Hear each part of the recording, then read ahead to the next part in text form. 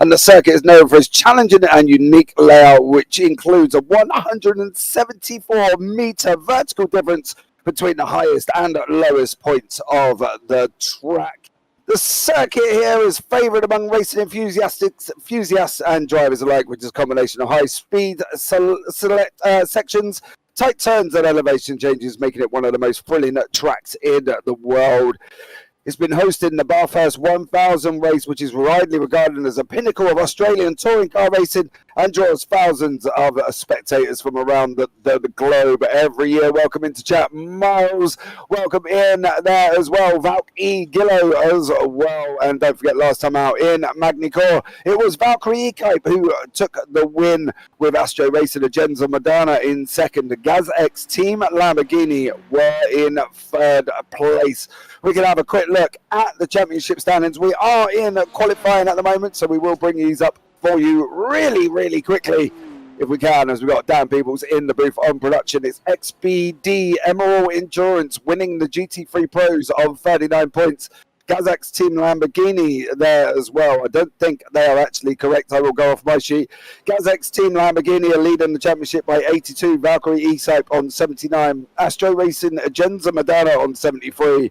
Then you've got Euromaster Esports on 62, XBD Emerald Endurance on 55, MRP Sim Racing on 47, Boosted Motorsport Virage on 43, Azure Motorsport by 4 Gamers on 38, Trackside Night Riders on 36, tied with Runcanor Racing on 36, Raycor Esports Team Green on 30, Cadiga Squadron Corsa on 29, Absolute Motorsports Aslif on 26, Pushing Box Tifosi on 24, Absolute Motorsport Aslif 2 on 23, Absolute Motorsport SRP on 22. Then below that, we've got Absolute Motorsport Aslif Jr. on 15, with Shenstrup Racing Van Gils on 15. And then below that, we have got Cabono Wacker Esports on 12, Platinum Racing Team Orange on 11, Armentaria Racing Team on 11. They've been promoted to pros this race.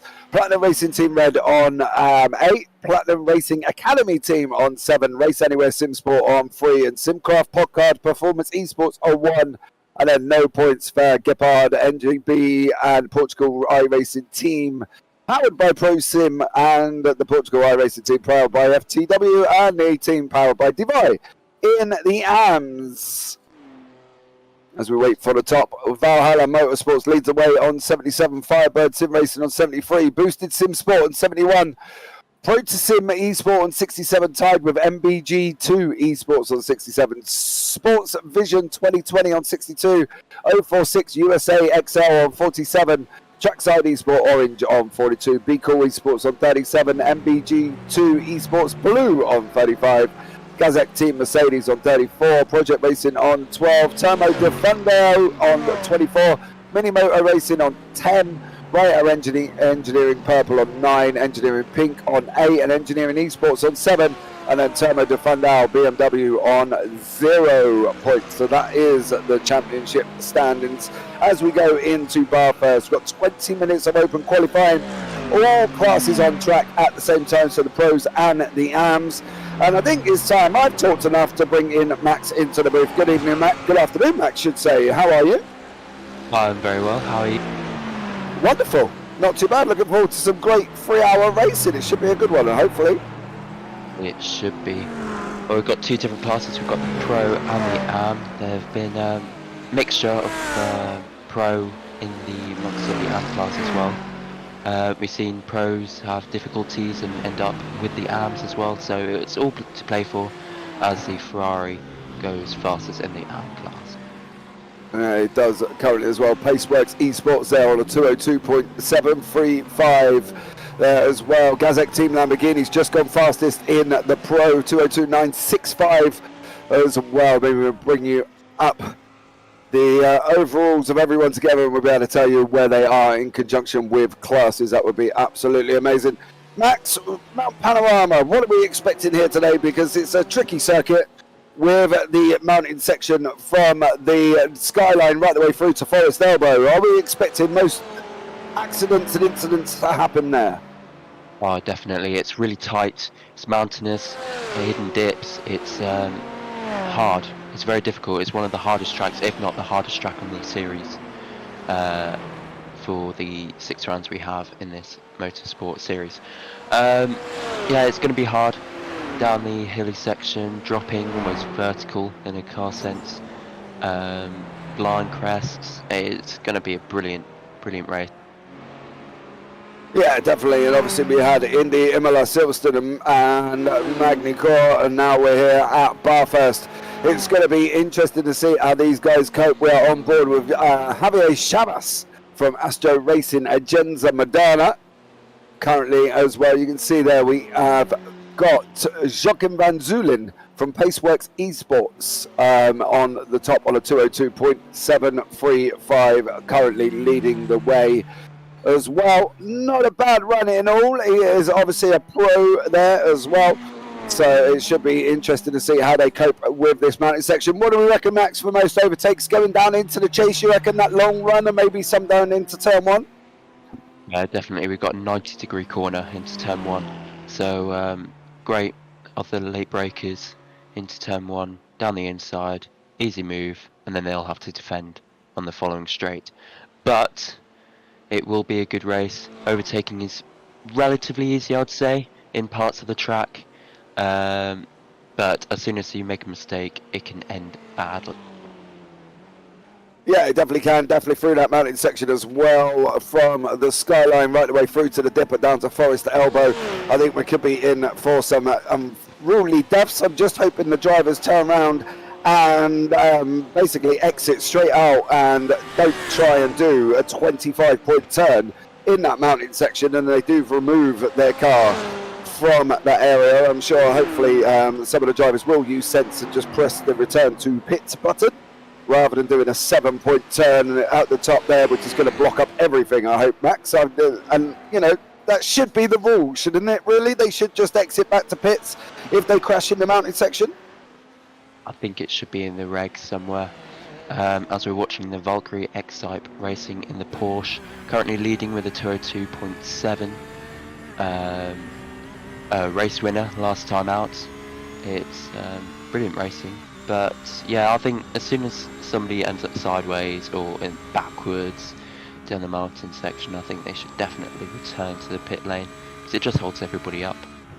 Yeah, it would just be like one big parking lot, basically. They will just literally sit there waiting for this guy to try and spin this round. It'll almost be like a scene of Austin Powers where he's stuck in the corridor and he's just going backwards and forwards, backwards and forwards, backwards and forwards. Because it's not the most widest part of the track, is it, really? None of this is. Once you start hitting into this mountain section, there's just no room for error at all, no room for trying to turn your car around. There's no room for pretty much anything up here. They should ideally just quit straight out. Ewan Bramer, good afternoon, fellas. Afternoon. Hope you're well, young sir. Hope you're having a fabulous evening. A little bit of a rough night for you last night in the Radicals there at Legacy Silverstone Circuit. Hopefully see you back on the endurance. So you've been practicing and, you know, getting some speed up, because a little bit of a slow one, Ewan Bramer. Not going to lie, but, you know, nice little battle with Paul Clark last night as well, so that's absolutely amazing. Don't forget, guys, if you are watching for the first time, subscribe, give the video a big old thumbs up, turns on the bells for notifications, because that will be absolutely amazing. So there we go, done the little promotion bit. We've got 10 minutes of quali left currently at this moment in time, and we've got an AM of Valkyrie X-Type on top of the timing board currently at the moment there, Max. That's not bad for them mixing it up, is it, either, really? No, it's not. What I'm surprised about is a Ferrari up in second place with a 202.7, pretty much 202.8. Ferrari, we've never actually seen much in this series yet. Same with the Mercedes. But yeah, it's good that the Ferrari's at the top, or near the top at least. We've got 2, I believe, Ferraris. One hasn't set a lap time yet, and I believe is still in the pit lane. But if 046 USA NL in the other Ferrari can do a good lap time, it'll be good to see the Ferraris up there, because they're great looking cars with great liveries on them. Yeah, they are. I think it's going to be interesting here with the Ferraris, the Porsches, the Lambos, the BMWs, the Mercedes, the Audis. We've got a bit of everything. What would you say then, Max, the ideal car is for this circuit? Because clearly, you know, from the mixture of the timing board and the overalls there on the left-hand side, it's a bit of everything. It doesn't look like we're really going to be dominated by one class of car. Which is very good to see. But it's interesting. I think Ferrari will do really well. Sort of layout they will be good at, I believe. But it's also about the driver. If the driver can't have confidence, especially through that mountain section, they can lose seconds. So you've got to be one with the car. So yeah, Porsche and Ferrari I think will be quick.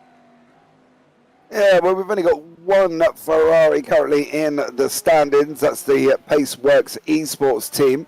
I believe they are a new team to the championship, so that should be interesting. We've got two BMWs, Porsches, Lambos, and Gazek Team Mercedes here. Obviously, as the name suggests, they are in a Mercedes. So from that point of view, hopefully we should be you know, being able to see them at the top of the timing tower there, because I do love the Merc. That big gruffing Merc does, gets me all squiggly, Max. It gets me all squiggly. It does that noise and everything. It just, I tell you. Yeah, definitely. Only if it raced as good as it looks. There we go. We've got the Gaz-X now. Yeah, it looks aggressive. Love the long bonnet. Almost like a roadster style of car. Brilliant looking car in real life, in the iRacing. It's with the big gulping mouth. Yeah, it looks good with the gold and black as well, with the Gaz-X livery. Just tops the cherry on top. Yeah, it definitely does there as well, and one that we're going to be definitely keeping an eye out for as well. My little fan favourite. Generally have a fan favourite in every race that I do. So I think I'm going to run with the Gazek Team Mercedes to see how they get on. And they can be my little favourites today as we go on as well. I will be here for the majority of the race, and Max and Dan will probably finish you off later on today as well. But it should be an interesting one here. This evening, we go about, well, this afternoon, really, not really into the evening. We've got about 7 minutes left of quality. As you can see, we've got Valkyrie Expo on top on a 202.704. So, should be exciting, I think, Max. Should be a good one, don't we think? Yeah, it should be. I thought I just saw a Lamborghini hit the wall, but I think it's all safe. Yeah, we see quite a few cars now, the trackside Night Riders, coming across the line. Right about now, see where they are. I don't think they improved that lap, I don't think. But yeah, it's going to be a good one. We've got a mixture at the top. Obviously, the top three: Porsche, Ferrari, followed by the Italian Lamborghini. We've got a few more Lamborghinis this time out, instead of the last two in the last race. But yeah, it's going to be a good one. BMWs. Looking on the back foot for now compared to the Porsche, but we've seen the Porsche be dominant in almost every single type of racetrack. I mean, this series. But yeah, it should be a good one. Valkyrie X type also still on top with a 202.7 still. Yeah, so definitely good. We're looking at Mike Horner from Boosted Motorsports there in the Lamborghini, currently sitting 10th overall. So we'll see how they get on here as well. Not really sure, to be honest with you, Max, what car would be ideal, because when the Porsche, the back end decides that it wants to do something completely different. The Mercedes is another one where if you whack the power down too early, your back end decided it wants to come and join the front. The Audi is about as light as a feather, and through that dipper can take off like an absolute rocket. So I'm expecting at some point for them to go in the wall. There we go, like that. Yeah, just like that, basically. They're from the Mercedes of Armentario Racing Team.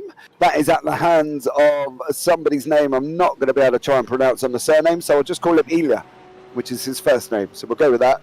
The BMWs had that BOP. Some people love it. Some people hate it currently at the moment. I drove the BMW for the first time the other day. Did not go well. It just didn't want to do what the BMW did last time. So I'm a little bit upset about that. Whatever they've done to that, they've just, for me and my driving style, they've killed it.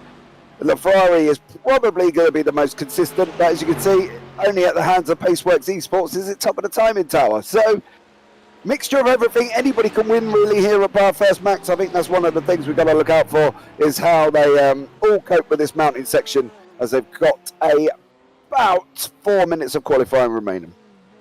Yeah, different cars react very differently to different track surfaces, different corners, so on and so forth. But yeah, Ferrari look quite stable. I've heard complaints about the Mercedes last time out and this time out as well. It's just too hard to handle.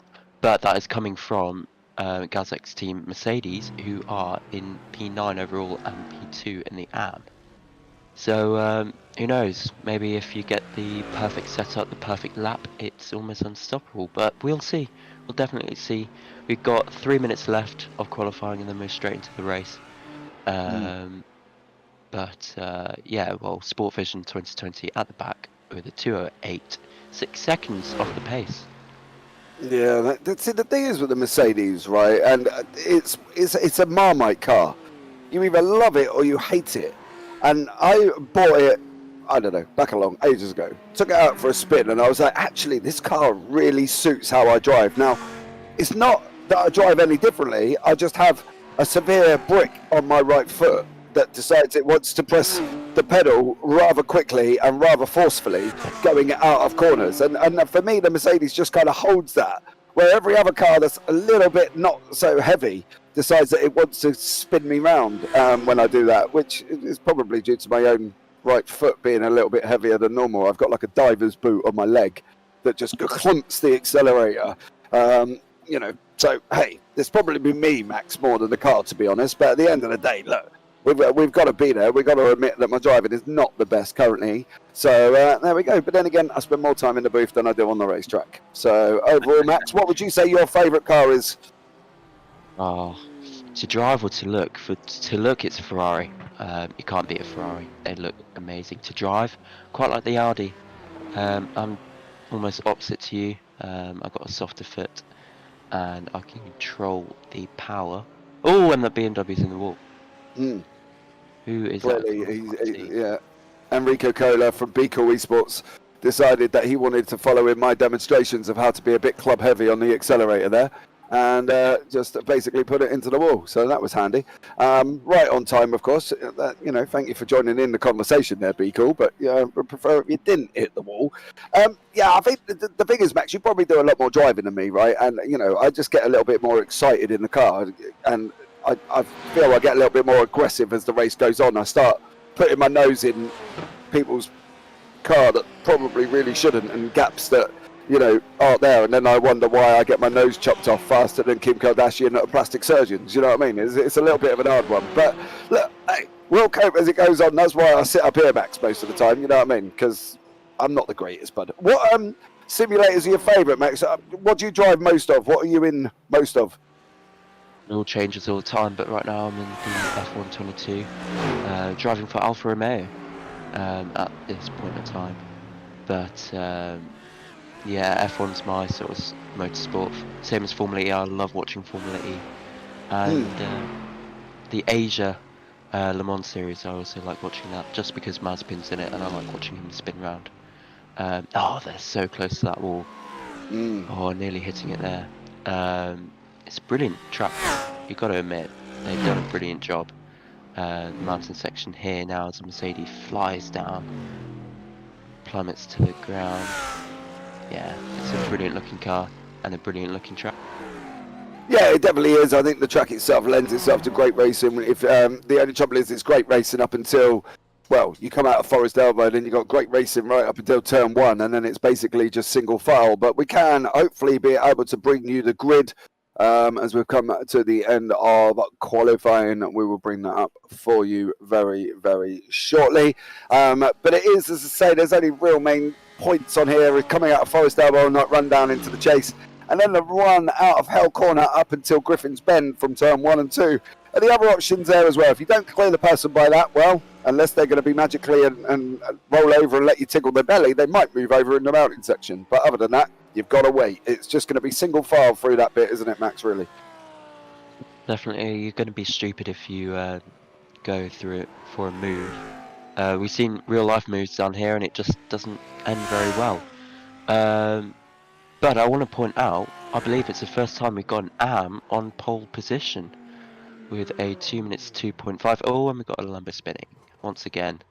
Oh, one hits in the wall. Yeah, Valkyrie Excite will not be on pole position unless he improves this lap, which he is at the minute.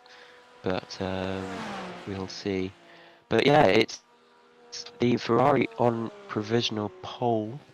As the Ferrari is also provisional last with the 046 USA NL. But yeah, the Valkyrie Excite pushing as hard as they can through the mountain section, downhill, swooping round the left-hander, as we've just seen the Lamborghini spin, and then it's a bit easier now. Right, we apparently are going to pop to our roving reporter, Dan Peoples, who wants to join in the conversation. Good afternoon, Mr. Peoples. How are you? Good afternoon, everyone. Yeah, we do have information, as you can see. Well, I think Max said it already. Paceworks Esports in pole position at the moment. An AM class, well, Race Control has noted it, and Paceworks Esports have been promoted to the pro class. So from now on, Paceworks Esports are a pro team. Well, there you go. Didn't take them long, did it? No, it didn't. Well, no, they joined practice as an AM and they joined the qualifier as an AM, and then by the time they get into the race, they're a pro. So, hey, yeah, promotions. I wish I got promoted as quick as that in my job. You know what I mean? You know, that would be quick, you know, but... it would be, wouldn't it? I go into work on a Monday morning at 9 o'clock and I'm working in the post room, and then by the end of it, I'm a fully fledged lawyer, and I'm at the in court dictating murder cases. That would be interesting. Yeah. You know what I mean? But yeah, of course, coming in as a new team this week is Paceworks Esports, and immediately promoted to pro, so we're doing well. Lovely. Let's have a look at the grid if we can, Mr. People, sir. Thank you so much.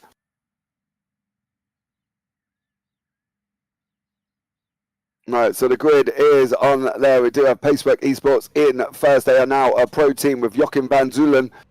Sorry if I got that wrong. Fibol Privo from Valkyrie Excite there in second. Daniel Sommer in third. Fran Parada from Euromaster Esports in fourth. Javier Chavas in fifth. Leandro Mendez in sixth. Hugo Amanda in seventh. Alberto Gazapo in eighth. Daniel Morpay in ninth, and then we've got the first of the AMS, Marinko Jordanowski in 10th, which is first overall in the AMS, Miguel Imada in 11th, Stephen Bird in 12th. Then beyond that, Mike Corder in 13th, then David Lasada in 14th, Diogo Tadero in 15th, Maggione Daniele in 16th, Ela is in 17th, Sean Gardner 18th, Marcello Caserta in 19th, Roberto Kovac in 20th, Gullaheim Reiths in 21st, Darren Rutherford in 22nd, Enrico Cola 23rd, Raymond Serra in 24th, Philippe Ranieri in 25th, and Gino Kelleners in 26th. And then down in 27th is my boy Ewan Bramer, who literally like sitting at the back of the grid this weekend, I'll tell you that much. Come on, Ewan, sort it out, son. What are you doing back there? So there we go. Now I've given him grief. So onwards and upwards. Definitely. As we see the grid starting to line up now, ready for the race. Apparently we're still a minute already into the race. No. That's going to be sorted out soon. But yeah, we see the Paceworks Esports already being promoted up into the pro class. That will be updated, I'm sure.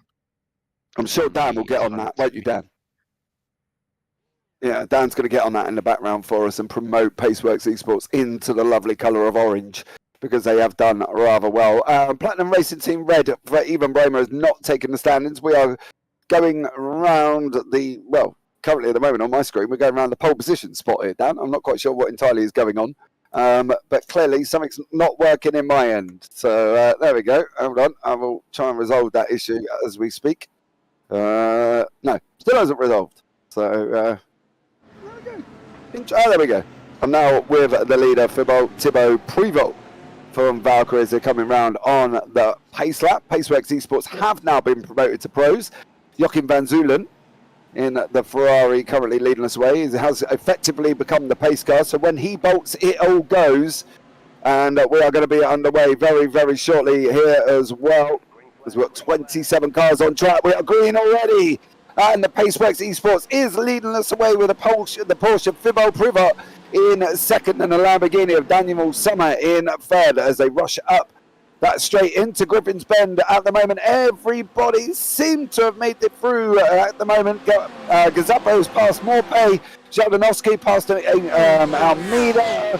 So a lot of changes as they're going too wide down into turn 2, but everybody so far clean, Max, 3 hours to go.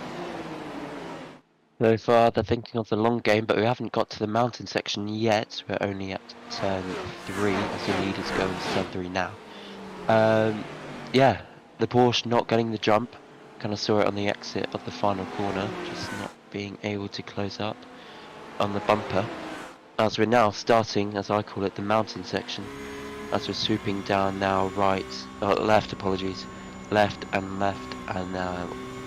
one more left, and then some more right. It's now where the tighter sections start, but we're on board now with the Valkyrie X-Type in the Porsche, chasing the Paceworks Esports Ferrari. It's the first time Ferrari's actually led a racing lap, but it's very different for the other Ferrari at the back. Yeah, it's like a tale of two halves, really. We've got one at the front, one at the back, and we've got no Platinum Racing Team Red, so Iwan Bremer decided he wasn't going to join in this race. A little bit disappointed there as well from the so-called Flying Dutchman. But, you know, onwards and upwards we go as we've got Mike Horder from Boosted Motorsport currently sitting in 12th place here overall. We will bring you up the group standings, which we will see wonderfully change on the left-hand side, where we'll be able to tell you who's leading the AMs, who's leading the pros, and at the moment it's Gazek Team Mercedes leading the AMs with Paceworks Esports leading the pros. It's kind of a tale of fruition here, Matt. So I think it's survival for the first hour or so, and then maybe look at starting making moves after that. I'm not expecting much movement through the first hour, really, because you don't really want to be silly and stack your car into the wall. Definitely not, but you also don't want to be stuck behind a slower car. We're watching now Boosted Motorsport in the Lamborghini chasing the other Lamborghini car. But it's all in the chain formation now, one after the other, after the other, after the other. But we'll see what the Italian car maker Lamborghini can do as we're watching Boosted Motorsport, like I just said. But we're now moving on to another battle further at the back between a BMW and the Porsche. We've seen a lot of battles, and the BMW goes wide. The Porsche is going to get a better run up the hill. Are they side by side? Not quite. The MBG2 Esport Blue driver 251 Raman Serra is thinking otherwise. Yeah, he definitely is. He's going to have to follow behind him all the way through there from René Dreisner in the BMW there as well from Be Cool Racing, I believe, is in the front of him currently 23rd, 24th overall as they mix it up and start going down into this tricky Dipper Skyline section as they plummet down through the gears they go. And right away through the Dipper, there it is, and then on to Forest Elbow, and that was aptly named after somebody left a piece of their elbow, believe it or not, on the wall on the outside, so therefore it was called Forest Elbow. And I will bring you the exact information very, very shortly as I jump on Google, because I've got to remember the rest of the story. But overall, it's not a bad start for Paceworks Esports up front with Valkyrie Excite behind them, 0.29. The guys are very, very close currently at the moment as they're heading around Murray's corner before they start off for lap 3. 4 minutes in, everybody pretty much as they are. There's some battles all across the track currently at the moment as well, so we will try and pick and choose where we can and which ones is going to be the best ones to have a look at. But, you know, movements all the way through, Max, currently. Yeah, as we see the Audi passing his Italian Lamborghini. He looks like he's in trouble though. I believe he's dropped quite a few places for the Reckoner Esports Team Orange. He's got the Porsche behind him now, but it's yeah, apparently he's had a spin. That is why he's been dropping positions. I'd like to see a replay if we can. I'm not sure if Esports will allow iRacing will see. But apparently it's not on there. That's a real shame. Yeah, it's not showing up as being involved in an incident. The problem is with this track, Max, is once they get into the mountain section, if they tag the wall and get a little bit loose or go sideways, it doesn't really show up that they've had an accident. It's only when really we end up with some major collisions does SDK, our wonderful timing software that we use, register the fact that they've had a crash. Now, information regarding Forest Elbow is named after Arthur Ronald Jack Forrest, an Australian motorcycle racer born in Wellington, New South Wales. So there we go. Well, Jack crashed his Norton International during the first day of official practice during the October 1947 Bathurst meeting and ground the end of his elbow off at that corner. So that's why it's called Forest's Elbow, because it's still got a piece of it left on the wall on the outside. So there we go. Interesting fact. But he won't worry about, sorry mate, doing stewarding today, no racing. So how comes you're in the session then? Well, I'm so confused. Well, never mind, E1. We've got 2 hours and about 54 minutes remaining here, and we're on the onboard with Privet, the Porsche driver, chasing down the Paceworks esports team, and then half a second back from that is Daniel Sommer from the Gazek team Lamborghini. Here with Tadero in the Porsche. He's trying to have a go at Miguel Almeida as they go down into Murray's corner, the final corner. They're not going to make that round too wide. He's going to have to back out and try and have a go at him before he gets in to Griffin's Bend at turn 2, because otherwise it's all going to go wrong unless he's going to go and send it up into Hell's Corner. He is. He's pulled out on the right hand side. He's going to get the job done early on. Car number 22. Tadero there makes the move, absolutely blinded. And then we've got the Lamborghini, a boosted Mike Horder, trying to send it too wide as well. Down the straight they go. Is he going to make this move past his other Lamborghini? The Mercedes is in there as well. There's all going to mix. It's 2x2. It's like watching Noah's Ark animals go in.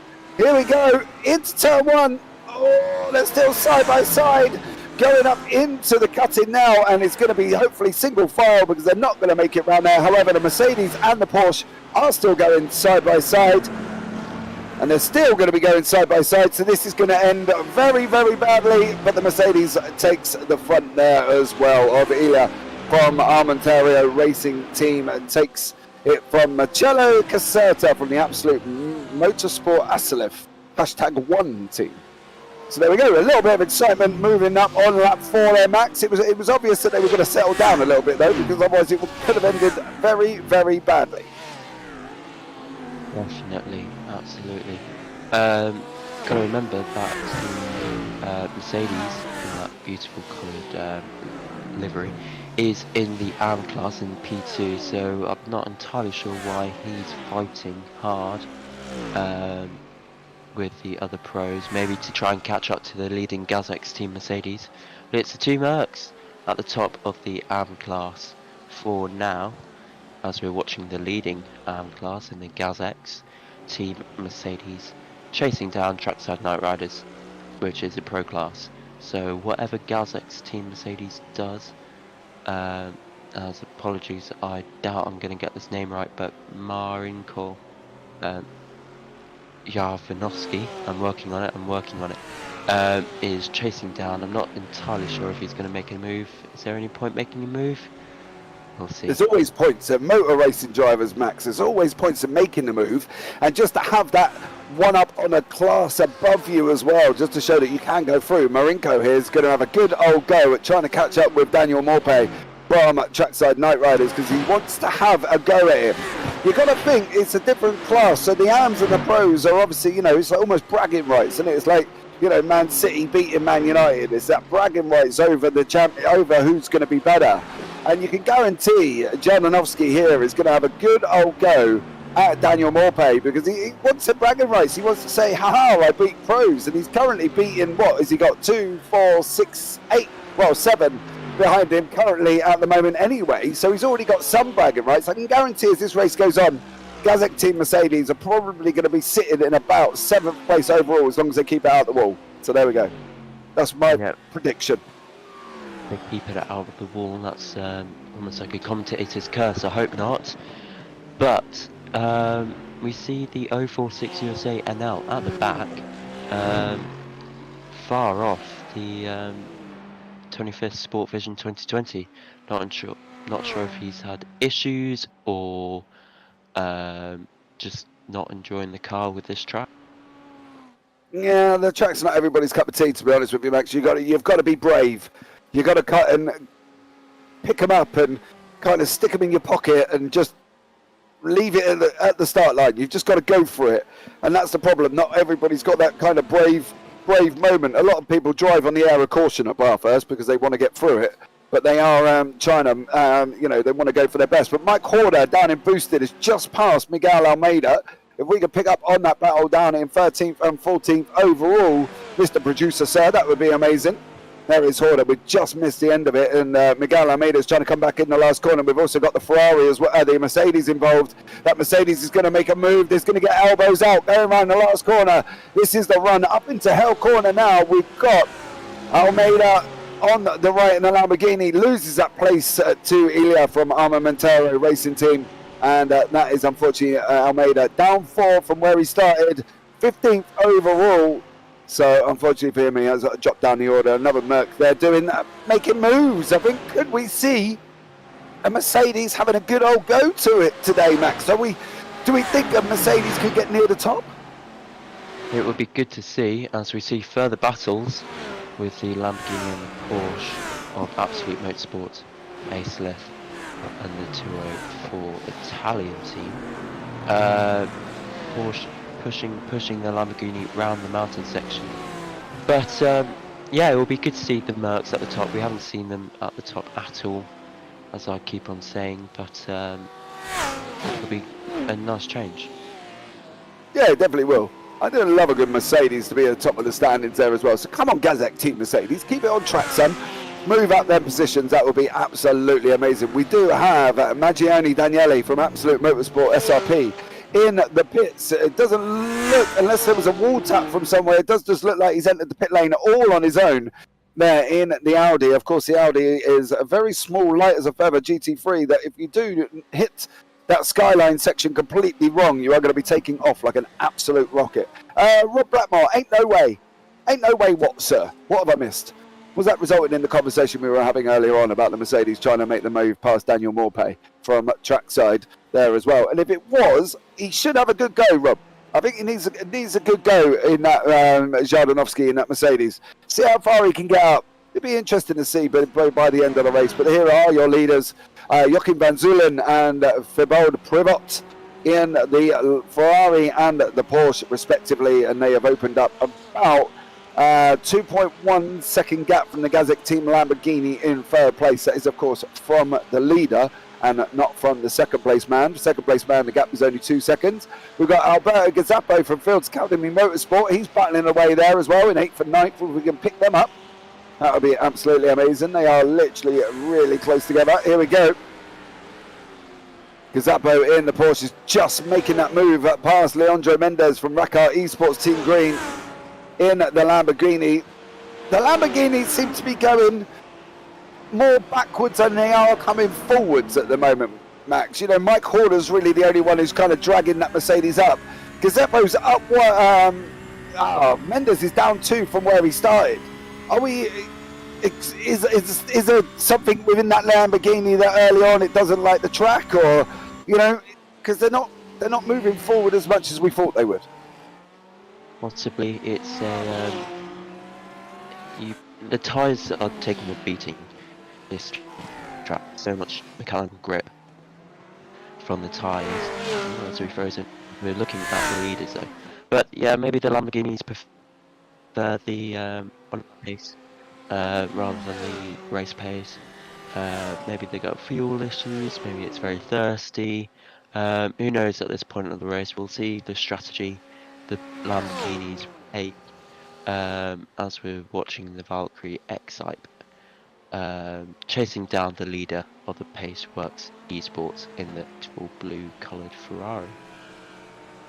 Yeah, it definitely has. We're on board with Oneida now in the BMW. He is currently chasing down Fran Pereira from Euro Sports there, and Astro Racing Agenza Moderna in front of him. You can see the two cars sandwiching this BMW. It's basically a BMW Porsche sandwich here, and we'll be able to see how they get on currently at the moment, but they are kind of settled in. There is a bit of a gaps appearing now on track. Daniel Morpay is literally in a little bit of a battle as well, down in 9th place currently at the moment. Daniel there from Trackside Night Riders battling away with the Lamborghini of Leandro Mendez, and that's Leandro down again. Another position lost. Is he going to have a go at the inside? He's going to try and run him up the inside. This might not work. The BMW's either got to be brave and just send it. Mendez cuts his nose off and says, no, you can follow me through this mountain section. If you're going to have a go, you're going to be doing it down into the chase. Is it going to be long, though, before that BMW gets Mendez? Because he's looking a lot more racier than Mendez is. I don't think it'll be very long at all. But we've only sorry, I can't get the words out of my mouth today. We're only 15 minutes into the race, 3-hour race. We've got a very long time until the checkered flag. But yeah, take it easy, boys out there. Keep it out of the wall, preferably. As we see, Absolute Motorsport SLP, I believe, out. No apologies, they're just in the pit lane. Still 2 laps down. Not entirely sure on the damage. Yeah, it doesn't look like he's done anything here as well. It just looks like he's pulled it into the pits. Can't actually see unless he's gone and tagged the wall, of course, which we will not get that information for as we're on the rear wing. Oh, we're in the pit stop. Prove it now. Daniel Morpay still battling away with Leandro Mendez. They are literally about a tenth apart as they're probably running down by the chase currently at the moment. They are going down into the chase currently, and Mendez does manage to keep that position, but for how long? Daniel Morpay is looking a little bit more racy from Trackside Races, as is Miguel Almeida from Raycar Esports Team Orange as well. You can see there as well. But this is the battle for your lead of this 3-hour endurance with 16 minutes in. What do we think then, Max, pit stop wise? How long do you think they're going to be able to go?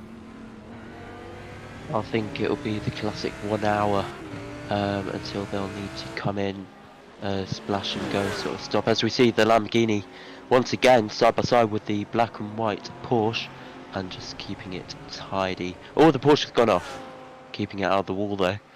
Off on the exit, I believe, of turn 1. Yeah, it was. No, you're not mistaken, Max, it was turn 1. So there we go. As we now see the BMW side by side with the Porsche of the Absolute Motorsport #1, losing ground once again to the BMWs. Maybe the BMWs are the better German out here, but the Absolute Motorsport gets past once again. Well, it was a BMW there battling away with another BMW of Sean Gardner, and that was David Lasada. Lasada in the red, Gardner in the green, as they follow each other round this mountain section once more. Going down now, they're coming around turn 9 and turn 10, dipping down into the skyline. This is where we're going to see their nose drop off. There it goes, down through 12, 13, into the dipper, right about there, dropping down again. And then we go down through on this run down through Furlong Elbow. We're going to go left, then we're going to go right, then we're going to go down the hill, pick our braking point, get on the brakes, tuck it in as best we can, and hopefully come out now and chase like crazy. Get your foot on that throttle and get those cars up to full speed, and they come running down into the chase now down this long straightaway. Max, BMWs looking so-so, aren't they? You know, you got Arando in third, of course, from XPD Emerald. But then again, I suppose it's the same scenario for the Lamborghini. David Summer from Gazek's team Lamborghini putting it in third, and then the next one's not till 8th. So it's a bit of a mixture at the top of the timing tower of car brands currently. It is a mixture. That's what we like to see. The Italians and the Germans very closely matched, as we're still watching this battle for 14th place.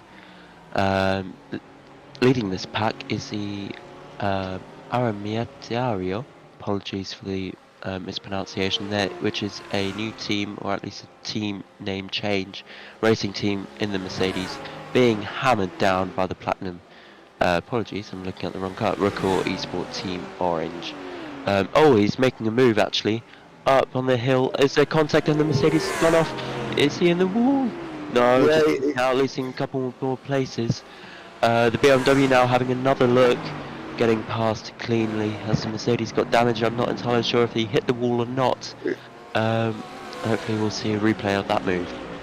Yeah, he did. He hit the wall on the outside. Just a little touch. The problem with that is if your steering wheel's turning left, that's going to stick your wheels out. It looks like Marcello Caserta has been off track and come back on as well on lap 9. So Marcello Caserta has been off and taken a little bit of a venture there as well. But that Mercedes definitely hit the wall. We'd be interested to see if we can jump in the cockpit with him. Oh, there we go. This is Almeida making the move past the BMW into the chase. And of course, we've got the run up from the chase there as well. As we can see, Ilya going past him. So if you watch the BMW on outside, it just gets and just taps the rear end there against the wall. So it'd be interesting to see if his steering is still straight or if he had any troubles there. But he definitely did hit the wall. Ilya, then I'm not going to try. Just going to call you Ilya for a minute. It's too complicated.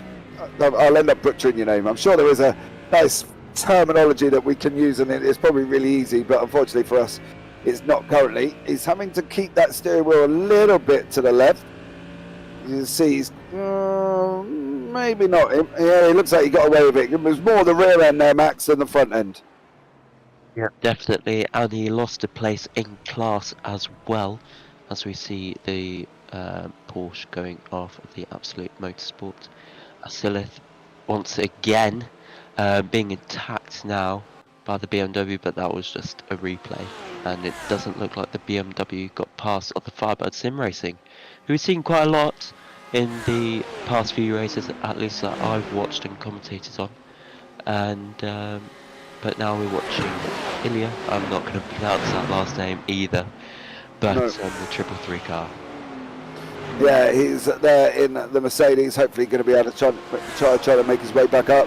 And then we've got the other Mercedes of Marinko Zhordanovsky in 10th, leading the AMS currently. If we can bring out the group standing so we can see where everybody is in class, that would be amazing. But the front two are really close together here. Here we go. This is going to be the run down the straight, down the Conrad straight, down into the chase. There is the group stand. As you see, Pacework Esports leading the way there. Valkyrie Esports in second place. They are the ones on screen currently at the moment. Then Gazek Team Lamborghini 3 seconds back there as well. We've got Gazek Team Mercedes leading the AMS. He's got a 14-second gap to Firebride? Or is that supposed to be Firebird Sim Racing there? From the BMW in second place there as well. Then Armamentario Racing Green in third. The other Mercedes.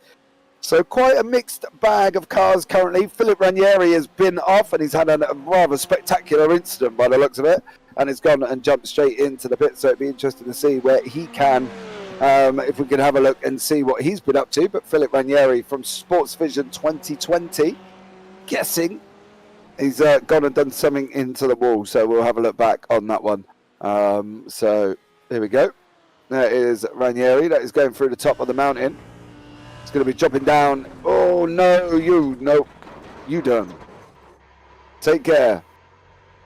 And exit out there, run wide off turn 10 and went straight into the wall just before 11 and called it a day. So he's going to be in the pit. So it'll be interesting to see what his damage is going to be, his repairs. He hit that outside curb. And that outside curb is more like super glue to the curb. It doesn't always allow you to get off it. And when it doesn't allow you to get off it, unfortunately, you end up like that. So Philip Ranieri, that one brief mistake of being on the curb that grabs you tighter than anything, to be honest, it doesn't go well, does it there, Max, for him? It's almost like a ramp. But yeah, it's the sort of curb you try and avoid as much as possible because it just launches you in the air. Once the air runs under the car, you're still up in the air and you're not getting back down for a very long time, and then you're in the gravel, and then you're in the wall, and then you're back on track, and then you're in the wall again. But we're seeing now Thibaut in the Valkyrie X-Type. His best lap time is a 2 minutes 4 flat, chasing down the Ferrari of the Paceworks Esports. It's going to be a close battle. But I think as soon as Valkyrie X-Type and Thibaut get past, they'll be long gone. Ooh. That's fighting words there, Max. Fighting words, that is. I'll tell you, in my West Country, that'd be fighting words telling me he's going to go and clear off and get out in front. It's never going to happen. I think Van Zulen is just showing too much pace at the moment. I think what I would do from Privet's point of view is I would be clutching in and trying to save as much fuel as possible. Because as you say, if they're going to go an hour, right, every hour they're going to make 3 pit stops. They've got to make a splash and dash right before the end. So from Privet's point of view, there's no point trying to overtake Van Zulen. You might as well just use him and get him to pull you along as you clutch up and try and save as much fuel as possible. I think that would be my plan. I wouldn't really be making too much of an effort here, and I think that's probably why some of the drivers are sitting where they are, because they just need to clutch in and try and save as much fuel, I think. Yeah, we see that in oval IndyCar racing, where especially if they're at least using the same engine, the Honda and the Chevrolet, they will work together to save fuel. The slipstream obviously punching a hole in the air and then coming back behind and then doing the same. Obviously these are different teams, different nationalities, fighting for the lead of the race. I'm not entirely sure. Oh, and there's contact. That's heavy contact. That's heavy contact for the Porsche of the number 14. I want to see if a cockpit view to see if he's got any damage on the steering, but we can't at this point of time. Yeah, that's a big crash or a big touch, more of a slap on the wall. Well, we'll have a look when he gets onto the straight. Steering's a little bit to the left. You can see just on the bottom of your screen there as well, his right side of his steering wheel pointing upwards at about 5 degrees currently, so he has got some damage. What's there? And he's losing speed as well, just for good health, because that BMW's just gone past him so easily. It was like a Red Bull overtaking a Haas. It was a job done, nice and straightforward there, nice and simple. So from Chavez's point of view, what would you do there, Max? Would you look at coming in and getting the damage repaired or not? It doesn't look like he is, but yeah, I'd stay out, try and manage it as much as possible. You're going to lose so much time. It's just one more extra pit stop that you're going to have to do. You might lose laps and laps and laps. And like we see, the Sport Vision 2020 in the Lamborghini is officially out now of the race. So there's only 9 AM classes left on track, as we're seeing on the nose cam of the Thibaut Valkyrie X-Type, chasing down the pole sitter of Raceworks eSport. 2/10 apart, as we're now watching Night Riders chasing down the Lamborghini. Yeah, definitely is there currently at the moment. Night Riders for Daniel Morpay chasing down Leandro Mendez. We've still got Gazek Team Mercedes with Marinko Jardanovsky behind them as well. He's in the Mercedes. Marcello Caserta has had a big one. He has gone straight into the pits for Caserta on lap 13. Maybe we can have a look back and see what he's been up to. Here we go. Oh, he's done the same thing. Hit the curb. Round you go, son. Take care. Oh, and then into the BMW as well. Oh, and the Mercedes. Oh, dude. Slap on the brake pedal. But that is Caserta into the pits, and I'm expecting him to be out as well. Be interested to see, who did he hit? They hit Lasada from the BMW. Oh, how are you getting on there, sir, after that? Because that was a quite a big little tap there you got. Oh, you're knackered. If you can't get that round this mountain section at that pace, you're never going to get it round full speed. Yeah, definitely. He'll need a new pair of pants after that one. Hopefully his pants aren't white. Yeah, he's got serious damage. Yeah, he's not going to get up. He was running in second as well, or fighting for second place at the time. Real shame. Limping home, trying to get home, as the replay is showing now. Trying to get it back, isn't he? Limping home, trying to get back. He can't even go into the next gear. He's still in 5th. Now he's into 6th, but yeah, so much damage to that car. I doubt he'll be getting a decent result today. Yeah, he's got to go into the pits and see there. There was nothing really, I wouldn't really sit back and say that was anybody's fault. Yes, you could say Caserta got a little bit out of shape on the mountain section and just kind of lost it, turned the wheel the other way, tried to get it straight again, and then unfortunately it went the other way and locked into the BMW there as well. Lasada in the pits. Simpson has been in the pits from the Sports Vision 2020. I can't really see what has happened to him, but it looks like he's possibly gone and hit the wall as well. But depending on their damage there, Max, well, you know, would you come out if there was, say, 20-minute damage? Would you come back out again? It's huge amount of damage. You're losing so much time. Let's say 20 minutes. It's a difficult one. Depends on what you have this evening, I guess. If you need to get ready for this evening. But yeah, it's a difficult one. But yeah, whatever he does, he won't be making up any places. Maybe the 046 USA NL, just because they're struggling so much in the Ferrari. But yeah, 20 minutes is a huge time in motorsport. Yeah, see, now if we was at Brands Hatch or somewhere like that, right, I would say 20 minutes is a long time, but you're only going to be 10 laps down. Don't get me wrong, 10 laps is still 10 laps, right, at the end of the day, but being that we are here at Bathurst, and being that anything can happen, as we've seen to Marcello Caserta, and also Ranieri, is a possibility that you might at least gain a few spaces there as well. Daniel Morpay battling away with Leandro Mendez, the Lamborghini, the orange Lamborghini in front of Raycar Esports Team Green, in an orange car with a green skirt on there, and Daniel Morpay from Trackside Night Riders. I do love Night Rider. Are you too young to remember Night Rider, Max, or do you actually remember the TV program? I'm a bit too young for that, but I love too the young now. Yeah, I love the living now. I feel old altogether, so thank you very much for that, Max. Much love to you there as well. I feel the love. I feel the love. Oh yeah. When you get the children, kids come and join you in the booth who are 20 years younger than me at least. And then they find out they don't like Night Riders. You're probably going to tell me you don't know who He-Man is next either, or do you, Max? Recognise the name.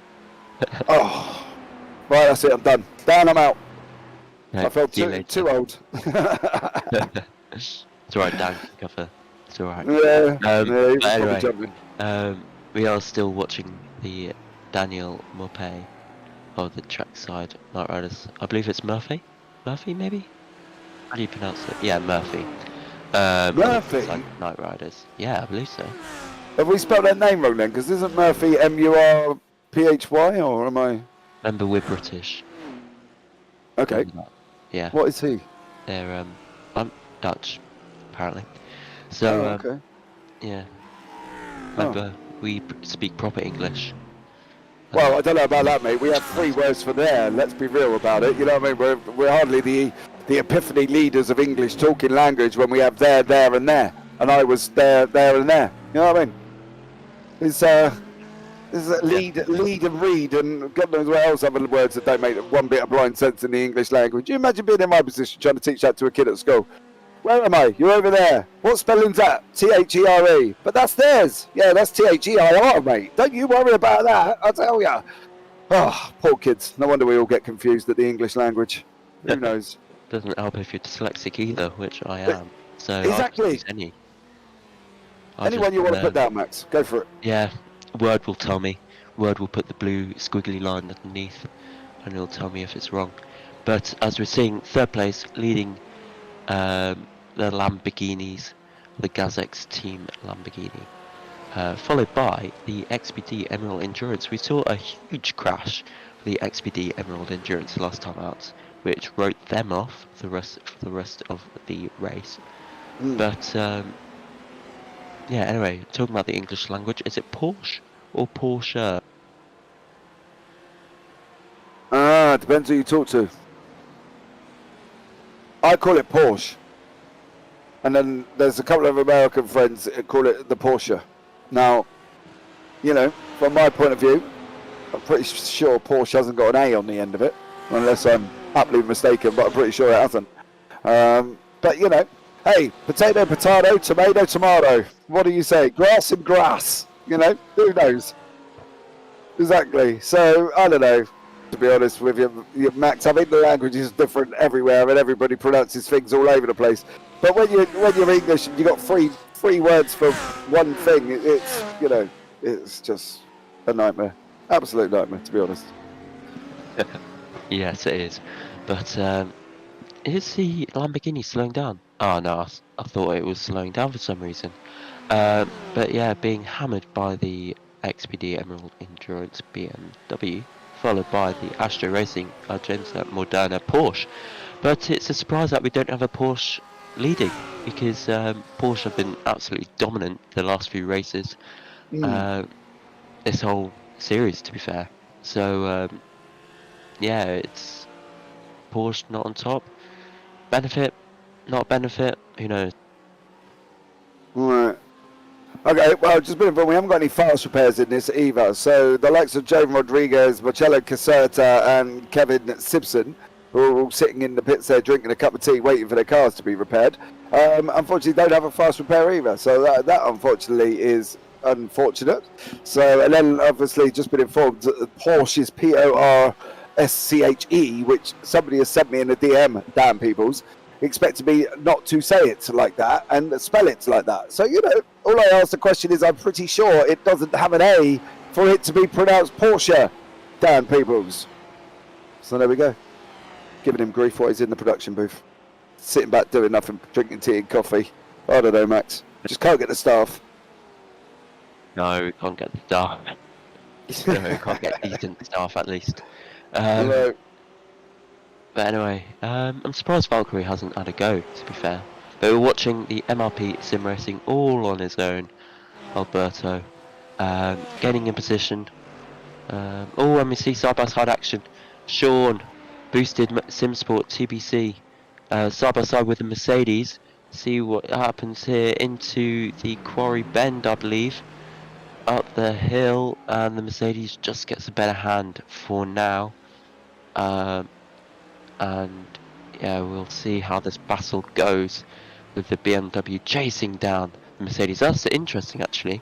Two very different lines for the cutting, I believe that corner is called. Two very different lines. Yeah, you can either go tight in at the beginning, or you can let it run a little bit wide and pull it tight after, which is why we see that there's various lines, but pretty much one line through the mountain section, unless you're going to go and do something exceptionally different to everybody else. But at the end of the day, I think from these guys' point of view, they've got to follow that one line rule.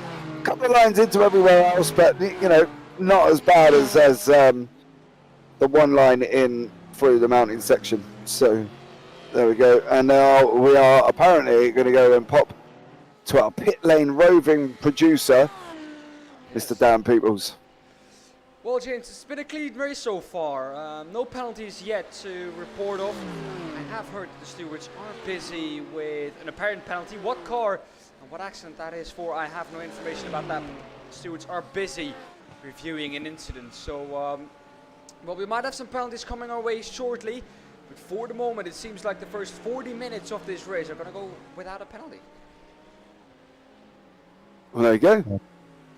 I believe that it might be for the Porsche. Remember that crash on the curb? That could be a penalty coming his way, putting Firebird Sim Racing BMW out of contention for now, at least. But that's my prediction for the penalty. That's why I think there could be a penalty his way. But yeah, we see the BMW Boosted Motorsport in the cemetery. Gonna have a go into Quarry? Not quite. The BMW just has, Mercedes just have a little bit more legs or horses than the BMW. This is see battling back with the leaders here as well. I don't think Privet's going to make that move much before the pit stop, to be fair there, Max. What do we reckon? Is it going to be done or is it going to be saved? Let's have a listen.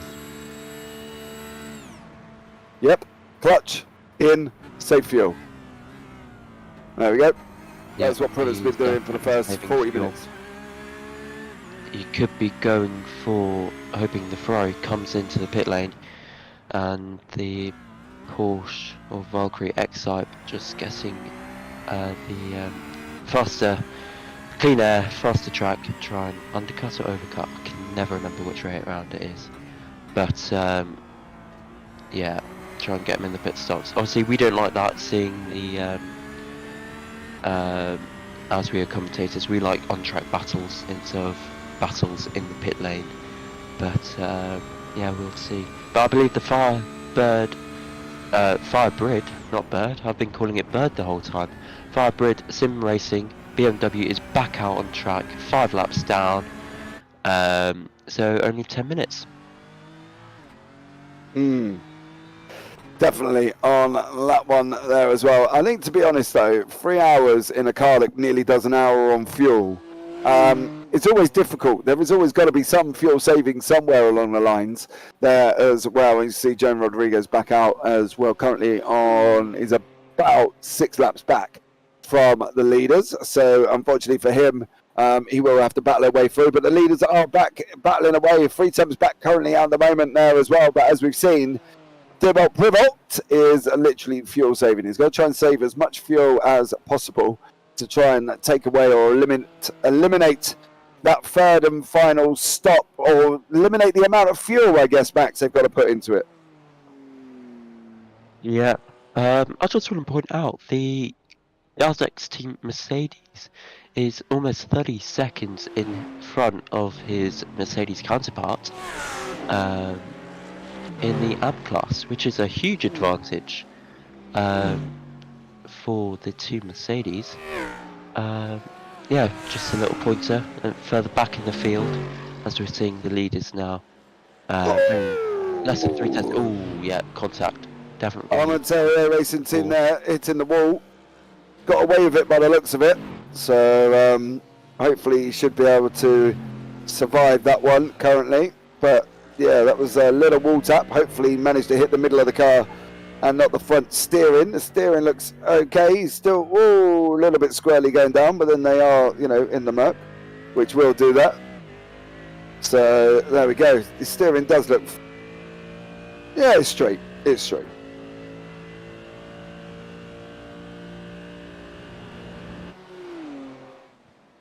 Yeah, he's lucky to get away with that with no, at least visual damage, as we can see.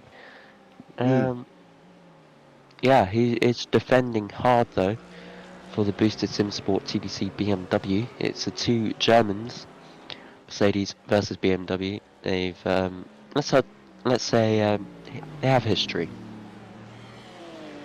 Okay. Oh, there you go. But the leaders are back close together, as is from Fran Parada from Euromaster Esports, currently sitting in 5th there as well. He's locked in a battle currently at the same time as we are watching this battle down for 15th and 16th place. Fran Parada battling away with Javier Chavez. So nice little couple of pockets of battles. There is still some racing on track. They haven't all just spread out and left each other. This is not going to move until at least the pit stops. I've got a funny feeling here. Max, what do we reckon? Definitely, I don't think this battle is budging whatsoever. Is he making a move? No, just looking for some cleaner air. Yeah, he definitely is. He's trying to get through there as well. Can we go to Hugo Gonzalez Amada, please, in 3rd in 4th place overall from the XPD Emerald team? There he is. He was trying to get onto the back of David Summer. There is Summer there in front of him in the Lamborghini as they go running down into Murray's corner now with 2 hours and 15 minutes to go. Yeah, BMW's fuel saving as well. I think, to be honest, up until that first amount of pit stops there, Max, I think we're going to be literally looking at the same kind of thing all the way through the racetrack. Maybe 2 or 3 cars together in pairs, as we see behind also a pairing. Working together, I wouldn't say working together, but definitely helping each other out with the fuel saving. So BMW might have a go into quarry now, keeping it safe, working on the fuel, clutching in just before every single braking zone. But yeah. He's only 4 tenths off his previous best lap though. So 2 minutes 4.9 he did last time out, and his best is a 2 minutes 4.5. This is the closest on-track battle I believe we have at this point in time, as the BMW is chasing and chasing and chasing the Lamborghini. They've got to avoid that curb though. We've seen already 2 major crashes there, possibly more in the future. Yeah, if you can get 2 wheels on it and then pull them off, you might be alright. If you get 2 wheels the other side of the curb, it pulls you in like Velcro. It's done. You're in off the wall. Can't get it off. As soon as you pop a wheel the other side of that curb, so deep drop the other side, you just cannot get it out of there, and you'll be in the wall. But I don't think we're going to see XPD Emerald Green making a move either any longer than we are going to see Sean Gardner down in 16th place with a boosted currently team as well. The boosted, what is he, a BMW? But Daniel Summit here, it's just not going to do it. He's just going to sit back and think, yeah, you can drag me along. So let's see how it goes here. We'll probably pit window between now and the next 15 minutes, guys. We're going to see cars start darting in, but it depends on how much fuel they've got, how much fuel they saved. And from Privet's point of view in second place, I'm guessing he might have saved quite a chunk, to be honest, because he looks like he's been doing that from lap 1.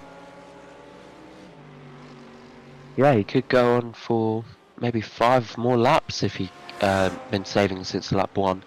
But we are now on lap 23, still battle for first place. Battle the right word, but chain and or a train for first place as they're coming up to lap the Ferrari, I believe. I don't have my driver tracker up at this. What's that? What you're after, sir? I've got it up now. But yeah, the leaders are now coming up to lap the first few stragglers. But as we're watching Daniel Summer in the Gazx team Lamborghini, 3rd place overall, 3rd place in the Pro class, and being chased by the BMW. The BMW has actually gained 3 places throughout this race so far, but the Daniel Summer has started 3rd and is still 3rd.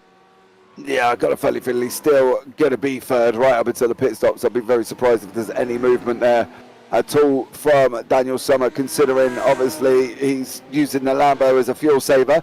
Sean Gardner from boosted right the way down in 16th, currently looks like maybe possibly side by side with the Mercedes. He has just gone past. Ilya has just dropped 2 places as well, so I'm guessing there might have been a little bit of a wall tap somewhere from Ilya down in the Mercedes there from Armamentero Racing Team. As we can see, Caserta's back in the pits again. He was in the pit, second pit time here. Is this going to be a move from the BMW? He does, but David Summer just kind of lets him go there. No real fight in his belly to defend that one, I don't think. Yeah, definitely saving fuel and possibly needing the slipstream now to save even more. Yeah, he's going to want to try and swap back and you know, try and see if he can save fuel. There is Jordanovsky in the Mercedes Marinko there in 10th place. Currently driving around completely on his own. He's got Daniel Murphy at 2.3 seconds in front and 3.65 Stephen Bird behind him. So completely just poodling around like a Sunday drive for him. Fran Paredo, Javier Chavas is still battling away. Ilya and Gorlaheim Costa Rias are close together as well with Roberto Stefano Kovac. So, yeah, stay tuned, guys. We're coming into that pit stop window where it's going to be a little bit manic, and then we're going to be off. So, don't go anywhere. Grab your popcorn, get your drink settled in, and don't forget to like, subscribe, and turn on the bells. That would be absolutely amazing. Pit stops, Max, we are looking at very shortly, aren't we? Within the next 10 minutes, I reckon. Yeah, pit stops within the next 10 minutes. We're nearly up to that hour mark now. That's where I think they'll be doing their first of 2 or 3 pit stops. Hopefully 2 if they can fuel save. But yeah, 2 or 3. That's my prediction. Yeah, I think if they can do 2, then they've got a great opportunity of taking the win. But if they're going to have to do 3, that last splash and dash is something they want to try and avoid. So they really need to drag this out. Anybody that goes over the rule of thumb here, guys, right? If you're sitting at home wondering what's going on, anybody that goes over the hour have saved fuel within that run. So anybody that stays fuel within the hour goes over. So if they do that, they should be able to eliminate the third pit stop towards the end of the race. But we're going to jump down to Dan Peoples, the roving reporter, who is going to bring us information on a penalty for somebody somewhere. So here we go, Dan, as we see Ilya just go off track. It's exactly this car. They're going to park it. I have a feeling, yes, I thought that was going to be the case. Back into pit lane. I don't know why they did that, but this is the car with the penalty. The number 333. The report by the stewards is forcing another driver off the track, and they got a drive-through for it. I don't know what that drive-through is going to do now, but I have a feeling that it's just jumping back into pit lane. Why have they got? Where was the forcing of the driver? Who was it involved with? The report from the stewards literally is #333 forcing another driver off track. It doesn't say which car is involved in it. I have a feeling though that it was the Rukenor Racing or the Rocker Esports team that was involved in it, the Lamborghini. I have a feeling that was the case. I might be wrong with that, but I have a feeling it was an incident with them. Get the dudes to message one of us if possible, if you're listening, and let us know. That'll be very grateful. But yeah, as we just seen, the 333 Mercedes hit the wall. He parts it as soon as the penalty come through. He's obviously not happy about it. But if we can find out who and where and what lap, we might be able to have a look back. I haven't seen any malicious kind of forcing as that's implying from the stewards there. So if we can get a little bit more information sent to us in the box, whether it be via DM or whatever, just so we can find out where and when this incident's supposed to be happening, because there isn't many places you can force people off track unless you're running down the Conrod straight before you get into the mountain. Other than that, you're side by side. So, a bit of a strange one. And I think from their guys' point of view, from our Ontario racing team, they probably, once they get back, I wouldn't be surprised if they don't come back out again, to be honest, because he literally just hit the brakes and locked the car up. So that was an instant, I must stop. That wasn't, I'm going to get back and take my drive through. That was, I'm going to stop in disconsent with something. So there we go. See how this one pans out now. You got... Did you say there was a replay? No, I said it's a weird one, because you can, of course, if you do not agree with the decision from the stewards, you have one chance to fight it, and you have one. Well, there are two options. You either agree with it or you don't agree with it, and if you don't agree with it, you have two options. You just take it and go with it anyways, or you fight the decision to try and get another result from the stewards, which they didn't. They just parked it at the side of the road and decided to jump back to pit lane, which I don't think was because they hit the wall. They hit the wall, of course, a little bit earlier on. No, he locked that up. He literally slammed on the brakes to get that car stopped as quickly as possible. Yeah. So something somewhere has been said that they're not happy with, and I think, and it's coming out that forcing another driver as well, not giving where and when and who, it kind of limits us on the information here, because they're going to be in the same boat. They're seeing the same thing. So, I don't know. I drive with emotion as well, and I probably would have done. I might have gone back and taken the drive through and fought it a little bit, but I don't see where that can be done on a race circuit like this. It's crazy, and considering they've drove so well and been in battles and drove cleanly. Without more information, I suppose we can't really figure that one out there, Max. But we are coming up 7 minutes now before we get really into the pit window bread and butter, and we'll see how it goes there. But from that point of view, for the Armamentario racing team, it's very, very strange. Very, very strange indeed. Strange. Like to know who, where, what, and all the W's. But yeah, we'll see soon.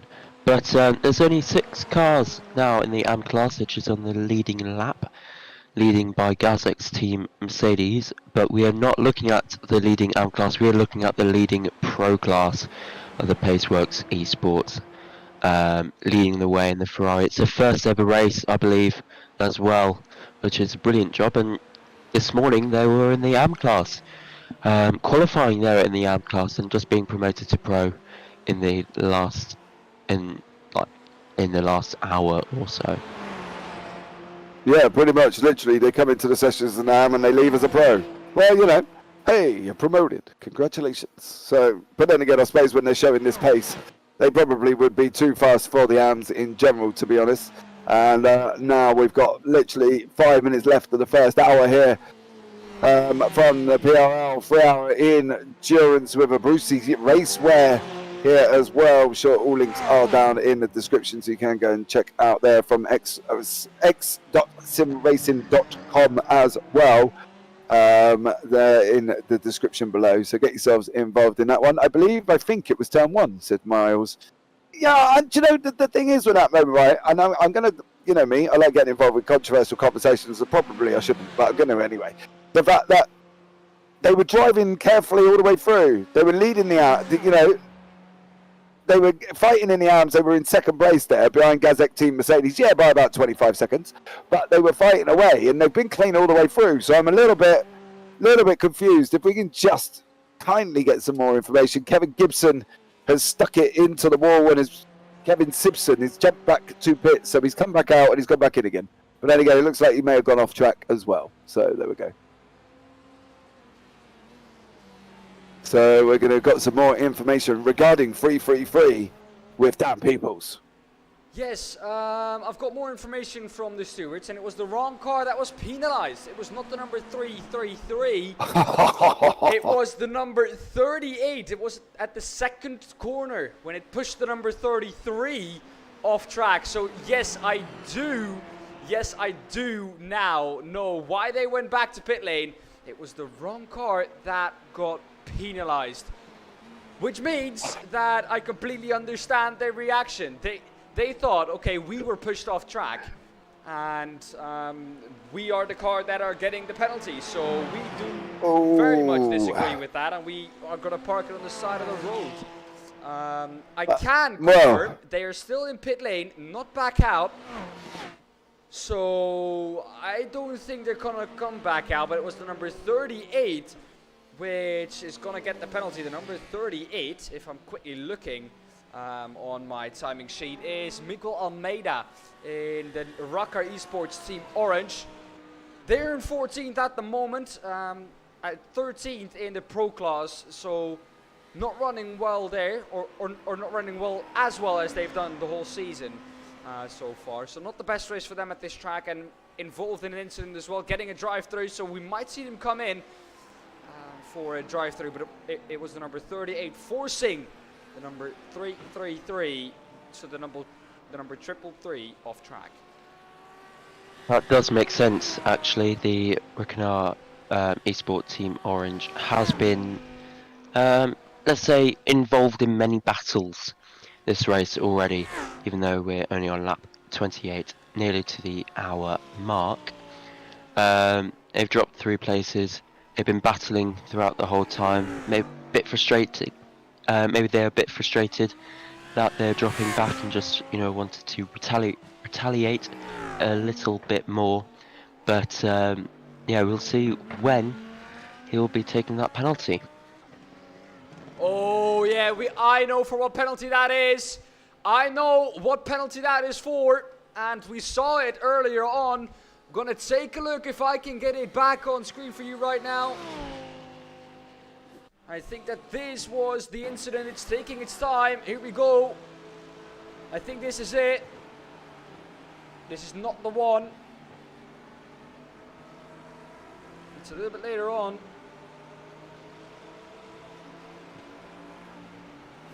Gonna try and find it for you guys. This is still on that same lap. Gonna look a little bit earlier on.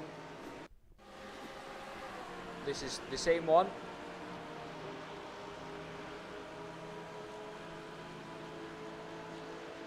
It was the incident where the number 333 got pushed into the wall. I think you can remember here, Max. He got pushed into the wall on the left-hand side by the number 38. That's the incident that the number 38 got the penalty for, and not the number 333. So that took a long old while for the stewards to get a decision through on that one. Yes, it did take a very long time. Yeah, we'll see what happens. The 333 car has quite a bit of damage now, and is in the pit lane as we speak. But the Rickenor is still out on track. We're seeing another replay. Here it starts. This is where the number 333 gets passed. So now we're going to have to wait a little bit. And then this is where Miguel Almeida once again gets passed. This is the incident. Boom! There's the contact. Oh, that's unfortunate. That's unfortunate, really, for the number 38. Yeah, that's a bit harsh, in my opinion. I'll call that as a racing incident. They kind of came in together. But I don't know how much you've watched Formula 1, but if you remember the Charles Leclerc and the Lando Norris incident this year in the Brazilian Grand Prix, yes, very similar, and Lando Norris did get the penalty for that. So maybe they remember that incident and looking back on that, and seeing actually Lando got the penalty for that. Let's do the exact same that the FIA do. But yeah, the Rickenor Esports Team Orange does have a drive-through penalty. The number 38. Yeah, that is not what you would have wanted. That is the number 38 now. With the penalty, we're going to have a look when James is back, and they're straight into the pit lane. There they go. Is this for the drive-through, or is this just for the regular pit stop? We're going to have to see. Well, the language of the car looks like it's about to come into the pits, but he's weaving. Yes, he's into the pit lane, ghosting through all the other drivers as the leading group is pulling away. Well, they're going to get a penalty for that incident. As we said, it's very, very unfortunate for them. Going to see what James thinks of it. James at the moment is taking a little bit of a break, just 5 minutes to let his voice rest, take a bit of a drink, and he'll be back. But we're now well and truly into the pit stop phase. It is the Valkyrie X-Type who's able to go not 1, but 2 laps longer than, of course, the Euromasters. Did I really say the Euromasters there? Wow. I think you meant the Paceworks Esport, yeah, in the Ferrari. He's going to be trying to use the slipstream of the Lamborghini in front of him and trying to get a huge gap between himself and the XPD Emerald Endurance, which is now in the pit lane. So is the trackside Night Riders. So the Paceworks Esport will be overtaking them in a minute or so to reclaim that second and the top 2 places of the podium. But we're watching now from the helicopter cam of the Thibaut Valkyrie X-Type car. His fastest lap so far is a 2-minute 4 flat. This last lap is a 2-minute 4.4, which is relatively good.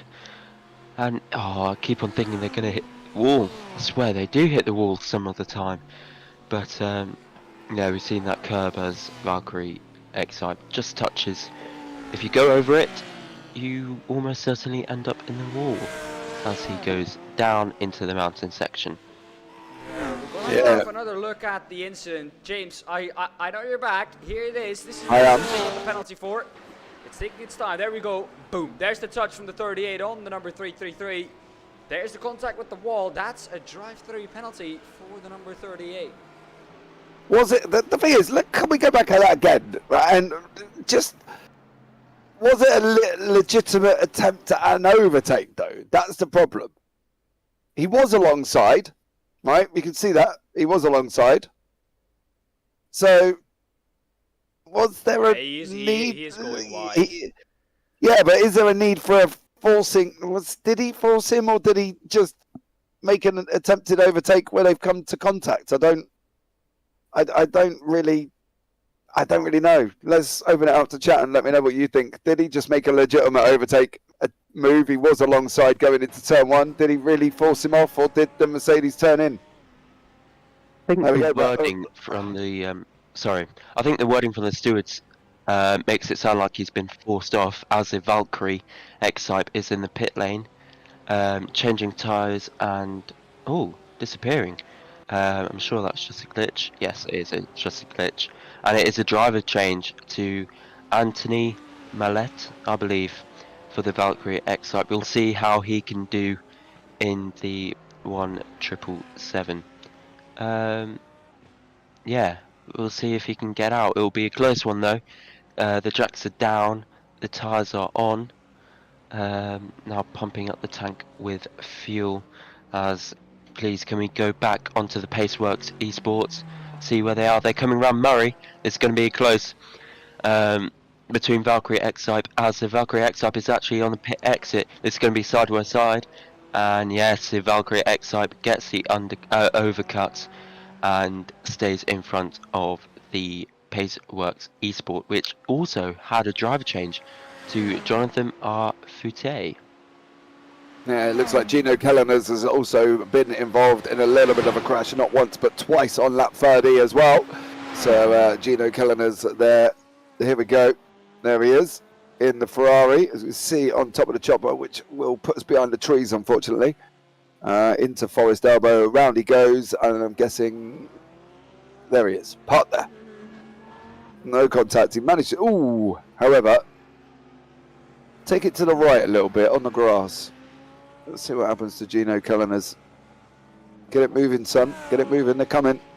Oh, there we go. Manages to make it round cleanly, but that is what happened to Gino Kelleners there in the Ferrari from 046 USA XLNL team there, and go from there. But I don't know, that incident is somewhat up for question, I think, to be honest. I think he looked like he was alongside, he looked like a legitimate attempt at an overtaking.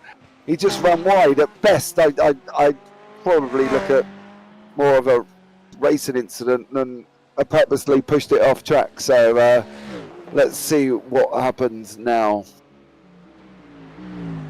Here to have a quick chat with Dan Peebles, back on the pit lane reporter. Go on, Dan. Well, I've been standing here in pit lane for quite a while now, for an hour and 7 minutes to be exact, and well, I've just seen the best thing that a man can see, the number 333 back out on track. It's not coming past pit lane, and well, they're back out on track.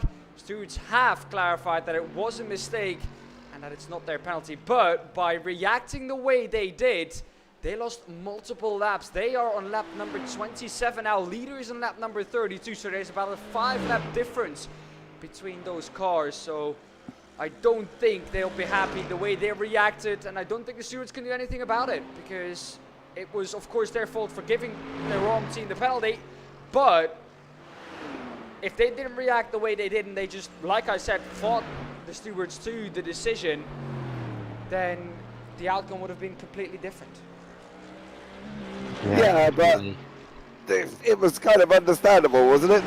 They got accused of something that they didn't do. Yeah, they probably should have fought it a little bit in a different way, but at the end of the day, there was obviously, they were aggrieved. It is what it is. It's been so, there we go.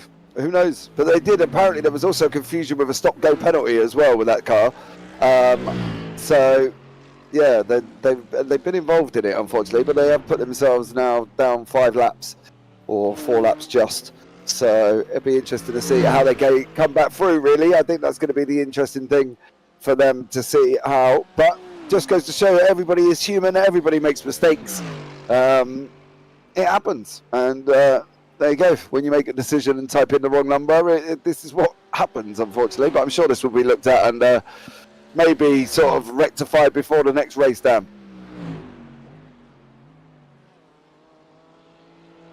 So there we go. Obviously, I'm not Dan, but... No, obviously it's not that. I am here, James. Just forgot to turn my my mic on. I was talking to you in the booth. By the way, how is it up there? Because here down on track, it is toasting. It is super hot. We are having quite high track temps at the moment. I can't find the way to put the track temps up.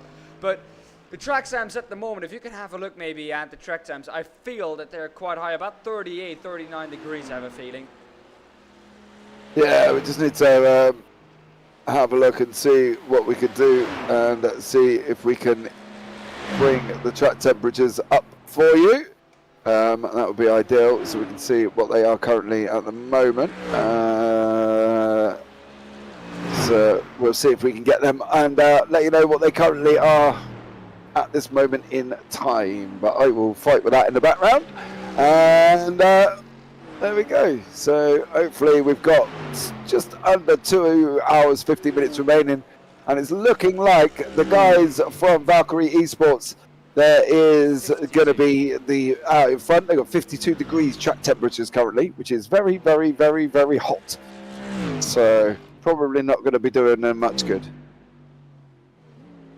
Luckily we have aircon. A lot of the cars I don't think have aircon, they just got windows and an open visor. But yeah, we're laughing up here at you, Dan, having aircon. Obviously you don't down at the pit lane. You might have one of those little fan. But we are looking at the number 8 333 car. They've had some unfortunate events that cost them 4 laps. Stewards made a little bit of a mistake. They decided to challenge the mistake by coming into the pit lane and having a word with the stewards in person, and it's ended up them being 4 laps down. Obviously, stewards' mistake. They can't give everybody else a 4-lap penalty. But yeah, are you sure Michael Massey isn't in the steward room today? Ooh, ouch. Who knows? Who knows on that one, but I'm sure the Mercedes team are probably slightly grieved with the fact that it was a Mercedes that got the wrong mistake. So, yeah, from that point of view. Mike Horner from Boosted Motorsport is looking like he's having a nice little interesting battle there with Marinko Jardanovsky. There we go. It's Martin Hobson in front. Martin's in the car for Platinum Racing Team Orange, of course, in the Audi. So, side by side up the hill. There's some reason I can't see. There we go, and the Lamborghini gets past. Mike Horder in the Boosted Motorsport getting past the Audi of the Platinum Racing League. Platinum Racing Team Orange. Platinum Racing Team Orange in the Audi number 5. Yeah, Audi's a good looking car actually. We haven't seen them much today. There's only 2 out on track. The leading is the Platinum Racing Team Orange. But yeah, getting passed by the Lamborghini. Yeah, I think the other Lamborghini is 4 laps down from Absolute Motorsport SRP at the hands of Maggiani Daniele, who is currently about 5 laps down at the moment. So they've had a bit of a rough one. But Roberto Stefano Kovac is another man in a nice little battle there as well, down in 16th place. If we can pick up on that battle, that would be amazing as well. As he goes back in again. So unfortunately for that Audi, it does look like they're having a bit of a rough time here. And this is Roberto Stefano Kovac, got Andre Rosso right behind him from oh my blimey, put my teeth in. Protism Esports, I guess. Battling away with the Absolute Motorsports, their car of the Porsche. Is it Protosim? Oh, it is Protosim. So there we go. My bad. So as I've just been informed by my wonderful, lovely producer in the background. There we go. Oh, yeah, good. Yeah, we're watching the Absolute Motorsport in the Porsche.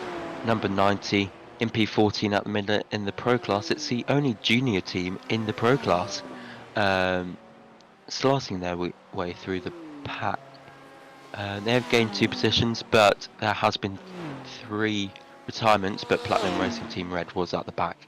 So 2 retirements that they would have gained. So they haven't gained or lost any positions on and off the track at this point in time. Yeah. So there we go. 1 hour, nearly 1 hour, 15 minutes in to this 3-hour endurance. Everybody has kind of settled down a little bit from after the first pit stop that they have had there. Don't forget, Antoine Mollet has taken over the car from Valkyrie Expo. They're at the top currently of the pros, and they're about 4.25 seconds in front now of the Paceworks esports team. It looks like they may have just gone and basically put themselves into a position where they've only got to do 2 pit stops. They have got to try and, as he goes in deep, Kovac, and that allows Andre Rosser through from the ProtoSim esports team in the BMW. So that's Andre Rosser up 60 into 60, up 5 places currently at the moment. So they're making some gains as the race goes on. So it should be interesting to see how they get on towards the end of the race. Yes, it will. And Daniel Sommer, who has lost a couple places, I believe, in the pit stop stage. He was 3rd. He started 3rd, and he was 3rd before the pit stops, and now down in 5th. But he is still the leading Lamborghini in the Gazex team Lamborghini.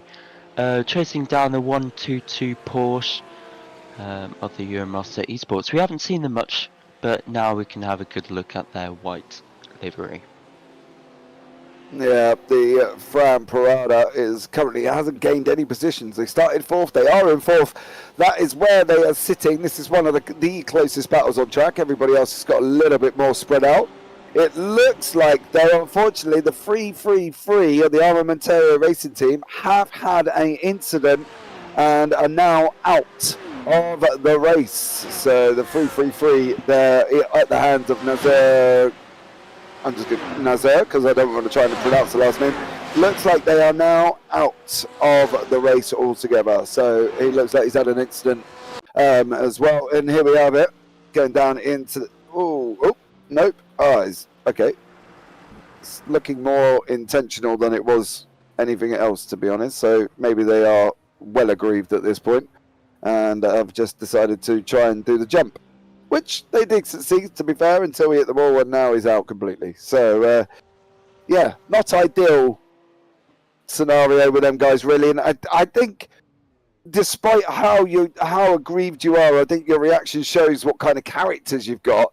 That probably wasn't the best way of handling that situation altogether, to be fair. It wasn't great on their part on the reaction and the handling of that, I would say.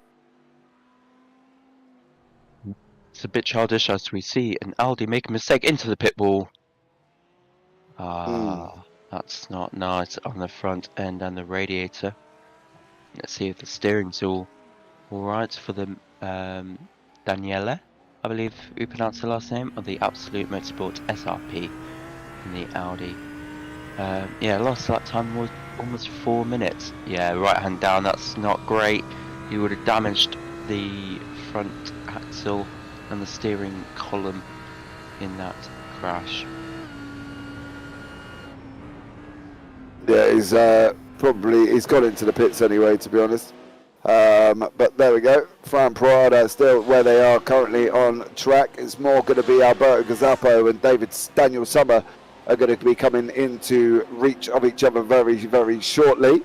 So, yeah, they're going to be the cars really that are going to be providing a little bit more exciting racing here for the 3-hour endurance from Bathurst Brookhouse live on the PRL YouTube channel with myself, James Parfit, and Max Lovejoy in the booth with Dan Peebles in production or in the pit lane, depending on where you can get hold of him at that specific moment of the race. So he's either sunning himself or he's in the back controlling cameras remotely off his tablet, I guess, would be one of the ways of putting it. But there we go. As we can see now, Jonathan Foote from the Paceworks esports team. Don't forget these guys were promoted to pros directly after qualifying due to the fact that they qualified in pole. So, you know, fair play to them. Instant promotion. But it does look like Alberto Gazzapo from Fields Academy Motorsport and Daniel Sommer from the Gazek Team Lamborghini are within contact of each other. So we'll see if we can pick up them. That would be absolutely amazing. There we go. There they are. Currently at the moment, Max. Yeah, the Alberto Gazzapo MRP sim racing, as we're watching now. The beautiful dark grey and lime green, lost the train of thought. Lime Porsche. green Porsche, there we go, on the 55 car, chasing down the Lamborghini in front of him. It's a bit of a train actually, leaded by the XPD Emerald Endurance. Yeah, it's an interesting one. They're all slightly too far to make any moves, but they're all very close to be fighting for that next position, as we see the 204 Porsche getting out of the way of this leading pack. But with Valkyrie Xi, what did I say? Once they get past, they will be in the distance. That's exactly what they've done. They're now 4 seconds ahead of the Paceworks Esports Ferrari. But to be fair, the Paceworks Esports Ferrari has done a brilliant job, an absolute outstanding job. Obviously being AM class, first race, now into pro, and in the left-hand side, or right-hand side, sorry, podium position. Yeah, so there we go. Antoine Morlaix out in front for Valkyrie Xi. Currently gapped 4.3 seconds in front of the Paceworks Esports. Jumped him in the pit lane, saved about 2 laps of fuel, and then got out in front and has kind of not looked back ever since, to be honest. And, you know, has led and still going to lead. We think they did save enough to possibly only got to go to 2 pit stops, so that's going to be an interesting thing. Obviously, we're 20 minutes really into the first window that we've had, and then obviously be another 40 minutes before we go again here with the 2 BMWs of Andre Rosser and John Roberts from Boosted Motorsports. John there kind of making that a little bit more straightforward for Rosser, and Rosser does make it through on Roberts, currently up 3 positions for the Proto Sim Esports team. All together, so they're flying along quite nicely there in the BMWs. But you know, cars are obviously out at the moment as well. We have lost a few drivers here this evening, and probably 4, I think, from Absolute Motorsport, SLF 1, Armentario Racing Team, Sports Vision 2020, and obviously we know that the E1 Bremer didn't take to track in the Platinum Racing Team red car. So yeah, short field currently at the moment, but we'll see how we get on, Max, as the time runs on. Yeah, it's all about we'll see, but we will see. Andre Rosser in P2, followed by Boosted Simsport TBC. Both BMWs. Will they be working together? No. They will be wanting that second place as much as possible. But we'll see now the leading AM class, the Gazex Team Mercedes, has just lapped the Firebird Sim Racing BMW. Yeah, it's been, well, they've been unstoppable from the very first lap, qualifying P10. I believe they're still 10th overall. But yeah, doing a brilliant job.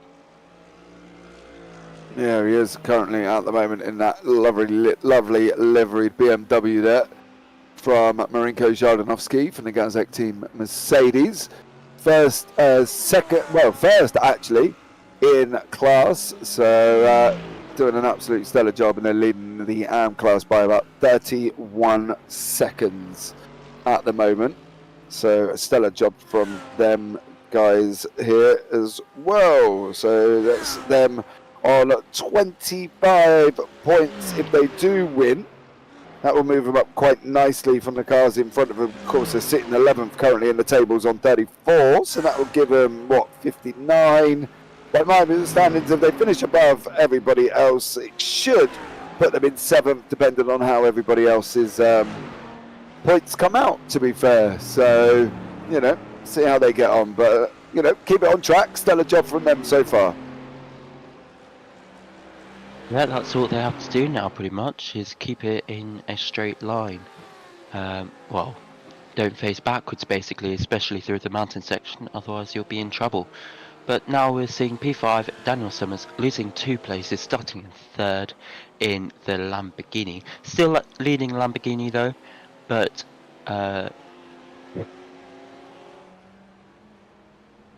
they are still doing well. Yeah, they are currently at the moment as well, sitting in 5th place for Daniel Sommer from the Gazette team at Lamborghini. And that is Fran Parada in front of them and Alberto Gazzapo behind them. And we've got Roberto Stefano Kovac from the Absolute Motorsport Assalif team as well. He is 0.6 seconds back, of course, from John Roberts in front. So we'll see how that materialises as the race goes on at the same time. But they have got, as I say, 3 hours race time. We're about an hour and 25 minutes in. That gives us about an hour and 35 left here this afternoon of this PRL 3-hour endurance. It's a weird one in GT3s with a 3-hour endurance though, because you do, as you say, can make the car go for an hour as long as you don't have any problems. And currently these guys haven't had any problems. And it'd be interesting to see how many ever eliminated that second stop that they needed to, or that third stop, Max, really, that splash and dash before the end. Yeah, if Valkyrie's doing what I think they're doing, would be saving fuel, they might not be able, they might not need to do that splash and dash if they can save fuel as much as possible in this stage of the race. They've all done one pit stop, they're all expected to do another one if they don't end up in the wall and out. But yeah, they're all expected to do another one, possibly a third for a splash and dash, but there's no point doing a tyres change for that third. Yeah, I think most people will last 2 stops, to be fair.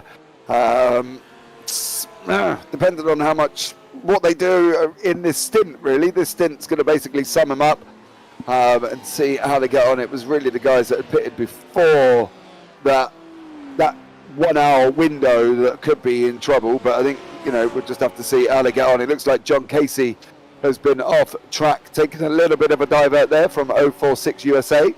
So we're going to have a look back and see what Mr. Casey's been up to. Into the chase.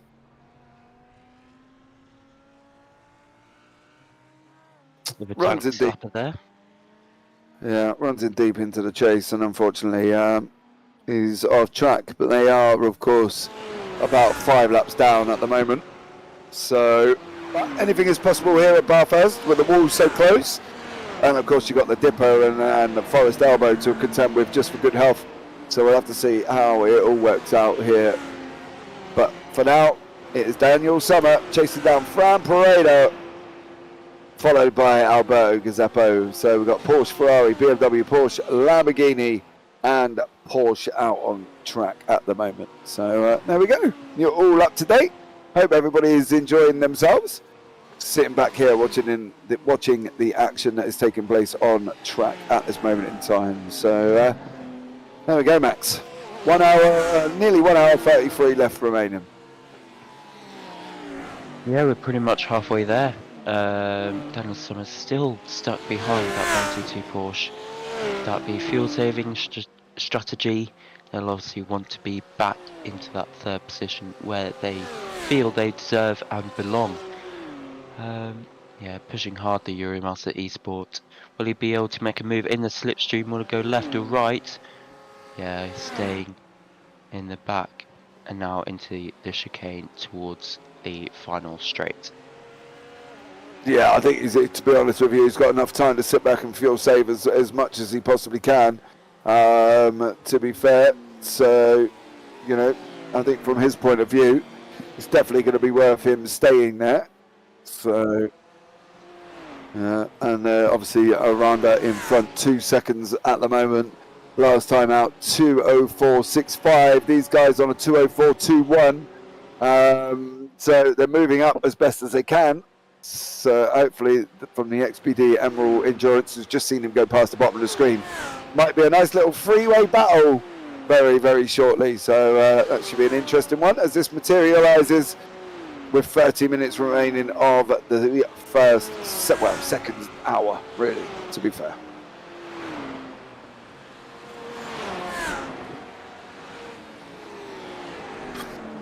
All right.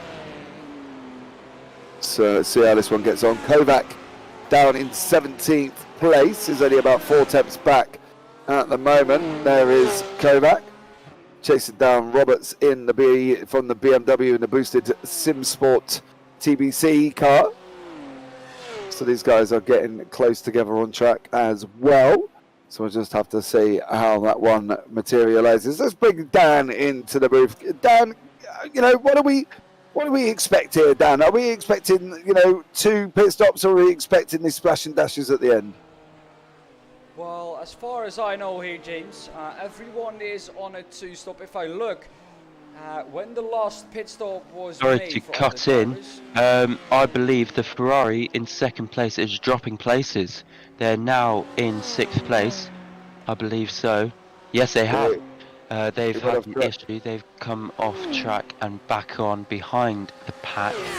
It's a shame they're doing so well. Sorry to cut you off, Dan. But what's happened here? Is that the elbow?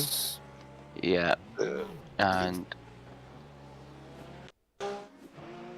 it's releasing the back end, I believe. Oh, that was a back marker there. I'm wondering if that's the Sports Vision 2020 car there, Dan.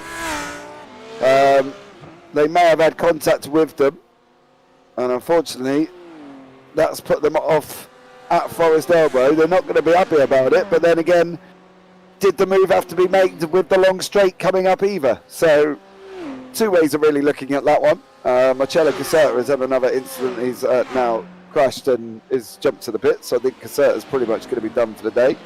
He's about, well, nearly 8 laps down as it is.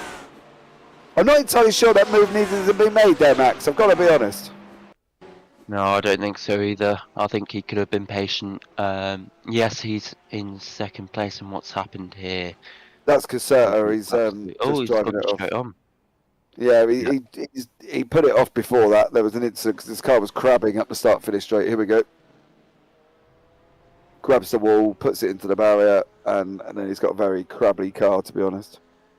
So yeah, and I think that's very much out of the question, at least for the race win in class now.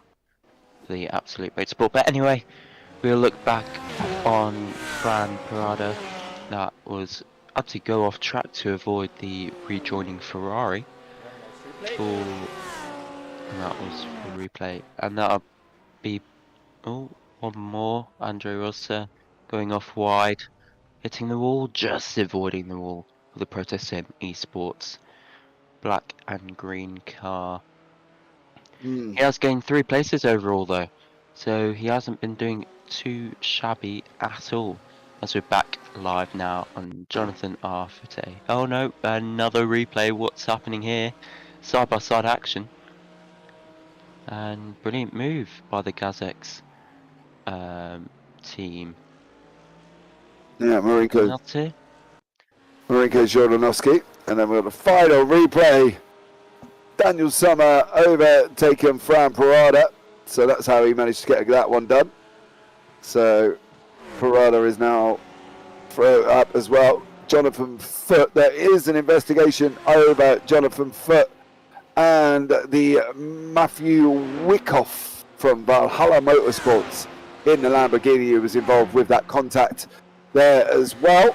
Going to be interested to see how they come out on this decision, because I'm keeping a close eye on it, but we'll see what happens there as well and go from there. But Jonathan Foote has now dropped down into 6th place. He's got to make his way back through the order again, past Casepo, past Prada, past Summer, and try and catch up with Arunda if they can there, Max. So be interested to see what the stewards come out on that one. I'm not entirely sure how they were going to go with that.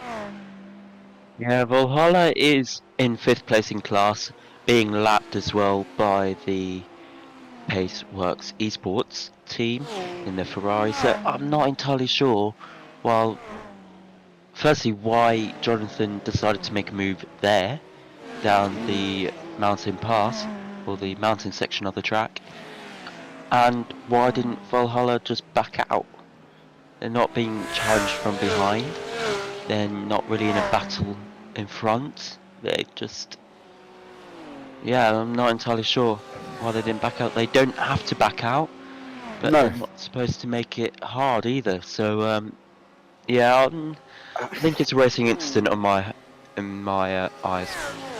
Yeah, I think from their point of view, they wasn't going to be expecting Jonathan Foote to come up the inside at Forest Elbow. You know, he's got a nice long straight there that he could deal with it after. But let's pop down to Dan Peters. Dan, give us an update on that in Steward's inquiry. Well, the Stewards have had a look at it, lads, and it seems like that there is no further action going to be taken.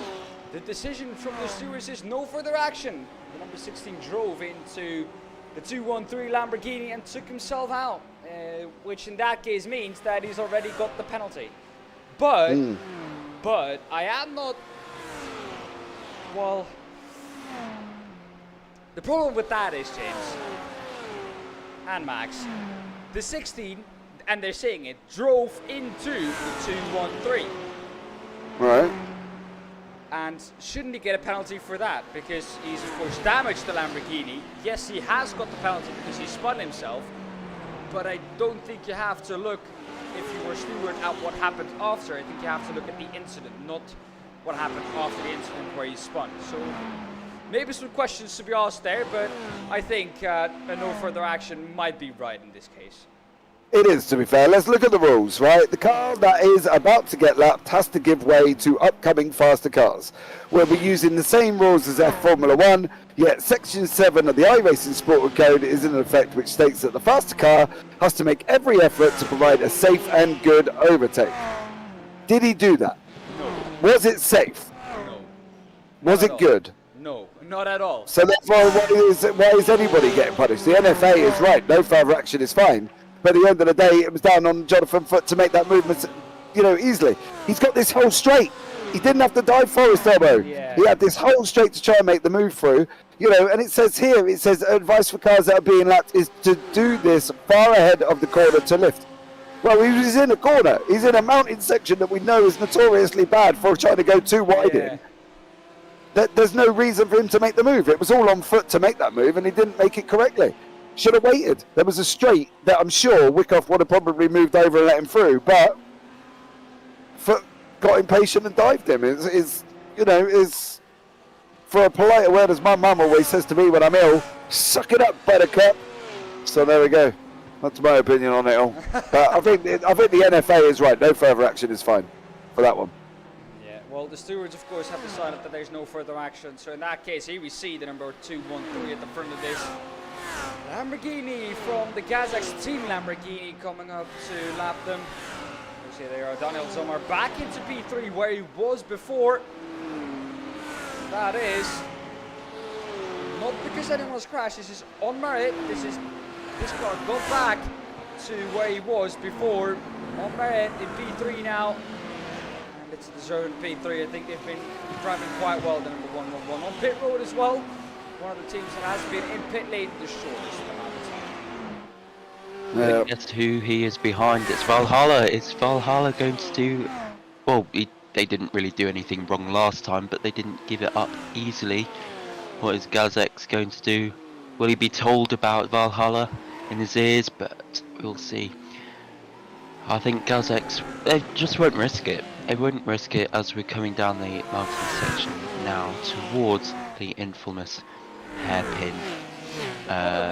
Well, you know, where on the mountain are you gonna let someone pass? There's no way ever to let someone pass. So I think that the earliest you can do it is on the combat straight. Yeah, but like now, I agree. Get off the racing line, lift the pedal, right? This is where you do get out of the way. Formula 1 rule states, get off the racing line, lift the pedal, and allow them through. You're not battling anything, right? You're where are you currently, Wyckoff? You're down in 19th. You're a long way back. You're 2.5 laps behind. You're not fighting anything, right? So now I would expect him on this little bit of straight here, move to the left-hand side and let the cars through. If we're going to follow F1 rules, which we are, he now should be over here. Because he's not fighting anybody. He's now just, this is where you look at the look at the picture and say, now he's just being a nuisance. Because you need to move over. Move over. Get out the way. You know, you're following. Yeah, he should be. Ignoring blue flags, move out the way, lift off. If he goes into the mountain section ahead of any of these cars, then he needs something. because this is where it's a different standard now. It's not right. So from the steward's point of view, he should be looking at that and saying, no. You're 2.5 laps down there, son. You're not fighting anybody. You should have lifted off, and none of this would have been done. Because this is where the frustration of Foot comes into it. He's going to be annoyed. He should have got out the way on the straight, and that's it, really. There's no fighting it. There's no arguing it. If they're going by the rules of F1, get out the way. He shouldn't have even been there. I can see why Foot now made that move down into elbow, because it was, albeit a stupid move, and it shouldn't have been done. But if he isn't going to make this easy, which is what it states he should have done, Foot should not be where he is now. Foot should have been in front of him. So, definitely. But guess who it is, though? It's once again the Lamborghini against the Ferrari. Did he do that on purpose? Did Valhalla? Did Matthew think, you know what? Let's give him a slightly harder job, just because he's a blue Ferrari, even though Ferraris should be red. But that's another argument for another day. But that Valhalla should be well out of the way now, which is now he's being. Yeah, in my opinion, he should be getting a penalty now. Yeah, that's a lap. He held up a train of cars for a whole lap, and he's 5th place in class. Multiple laps behind them. He should be penalised, at least a 5-second penalty. Yeah, definitely. I agree on that one. Either some form of drive-through for ignoring black flags or stop-go, whatever they're going to be decided on now. But you're not fighting anybody, right? I get that people seem to be getting their intentions and all that mixed up, saying, look, it's my rights to stay in front. It is. But look at the picture of what you're driving. If you're in a multi-class and you're trying to make the move, I get it, right? I do understand. Like, Angel Mauer there, just moved out the way, let them all through. Done. Easy. But you're not fighting anything. There was nothing in this race that you are going to try and achieve apart from finishing it and try and gain it, right? Because you're just not there. You're not there. I don't see some of the points. But let's bring Dan Peoples into the booth now and see what Dan's got on the point of it. What have we got there, Dan? Well, I think you guys are right. You guys definitely had a point. The stewards are not going to give the 2-1-3 a penalty, but the stewards have given the Valhalla Motorsports Lamborghini a warning for not moving for faster cars. The stewards have put not moving for the leaders, but I don't think it's only for the leaders. This is for just faster cars that are coming up to lap you. This is, I assume, their last warning they're gonna get before it will result into a penalty. So the Valhalla Motorsports Lamborghini, which, well, is on screen now, there we have them, the 2-1-3, not moving for faster cars. They got a warning, and presumably their last warning of the race. There you go. Martin Hobson's had a crash though, unfortunately. Martin's now jumped into the pits for the Platinum Racing team.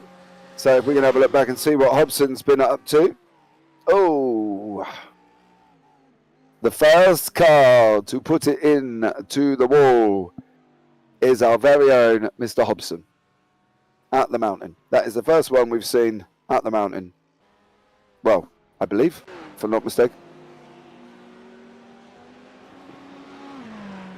Yeah, that's the first one, isn't it? Yeah, it is, especially in that corner. We normally see bigger crashes there, to be fair. So he's lucky to have at least finished the corner. So, but we're back looking at Valhalla, the controversial 2-1-3 car. But now we're looking at trackside night riders driving their heart out to defend P8 in the pro class with the Ricard Esport Team Green in the confusing orange livery. Oh, is there a Porsche off? Did I see a car off on the exit of turn 1, or am I imagining things? Depends what car John Casey's driving, because he's the only one apart from Martin Hobson who's been off track within the last few seconds. So Casey there as well. You know, you're not imagining it. It was a Ferrari. So there we go. As we can see, the battle we were looking at coming up behind him. So there we go. Nice spot. John making another mistake. It's not a good day for him. Oh, we need to, nah. Yeah, it's another day. It's one to forget. The 046 USA X and L team, but now looking for the battle for P8 in class. Daniel Murphy, Trackside Night Riders versus Rocker Esport Team Green in the orange Lamborghini, driven by Leonardo Mendez.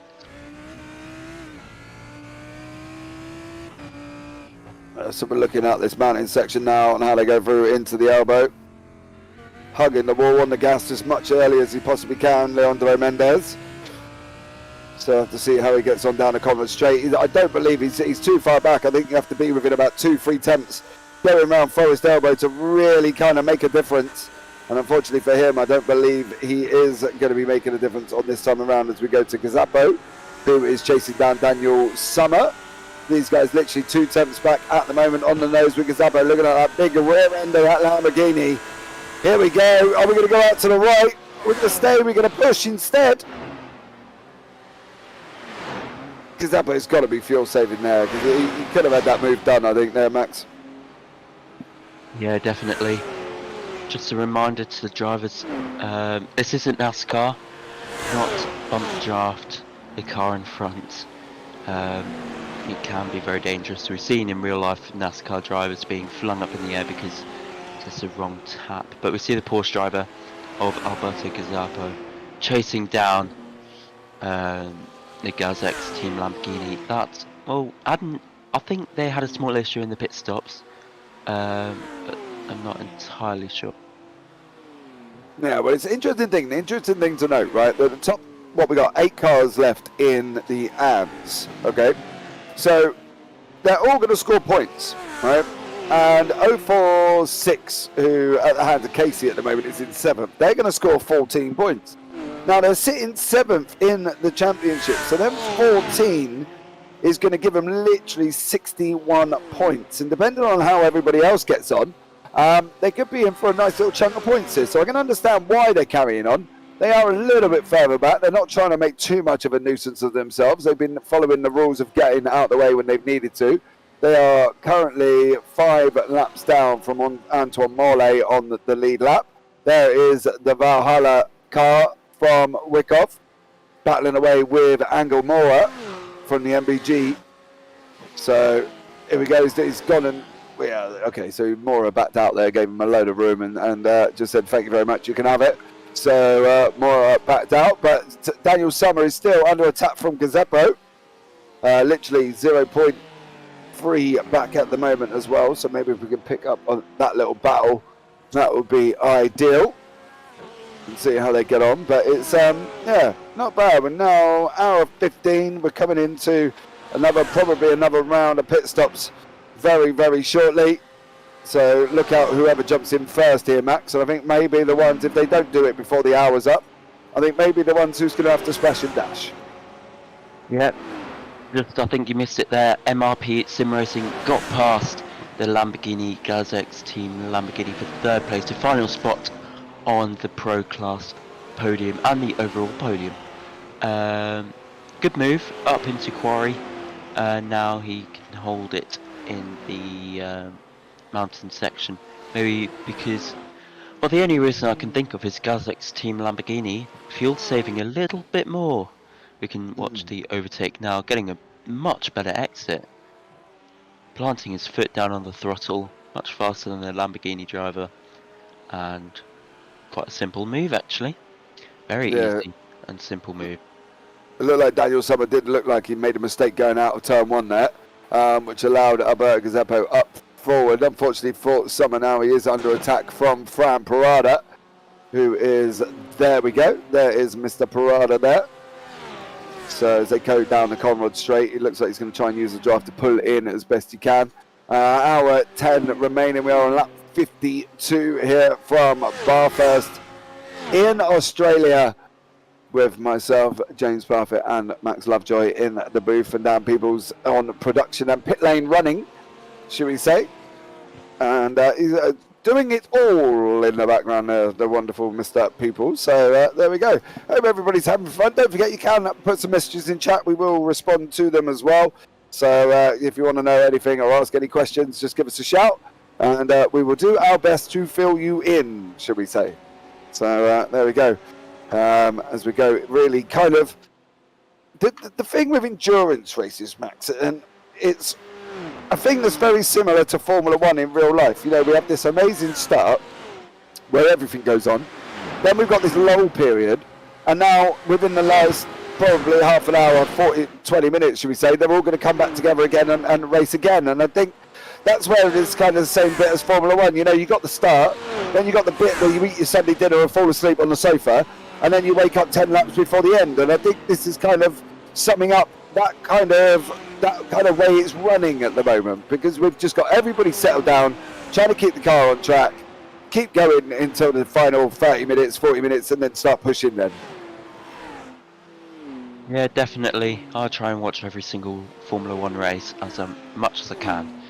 But yeah, it's very much what you were saying, that this is the dull period, as I like to call it. The period where nothing is going on and you're just sitting there eating your snacks, eating your popcorn, and enjoying the looks of the cars more than the cars that are fighting.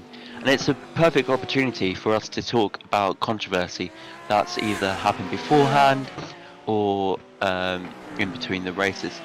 What I'd actually like to look at, if the production team can, is the start once again, just to see where some drivers either lost places and how the Valkyrie Excite stayed in second place, please.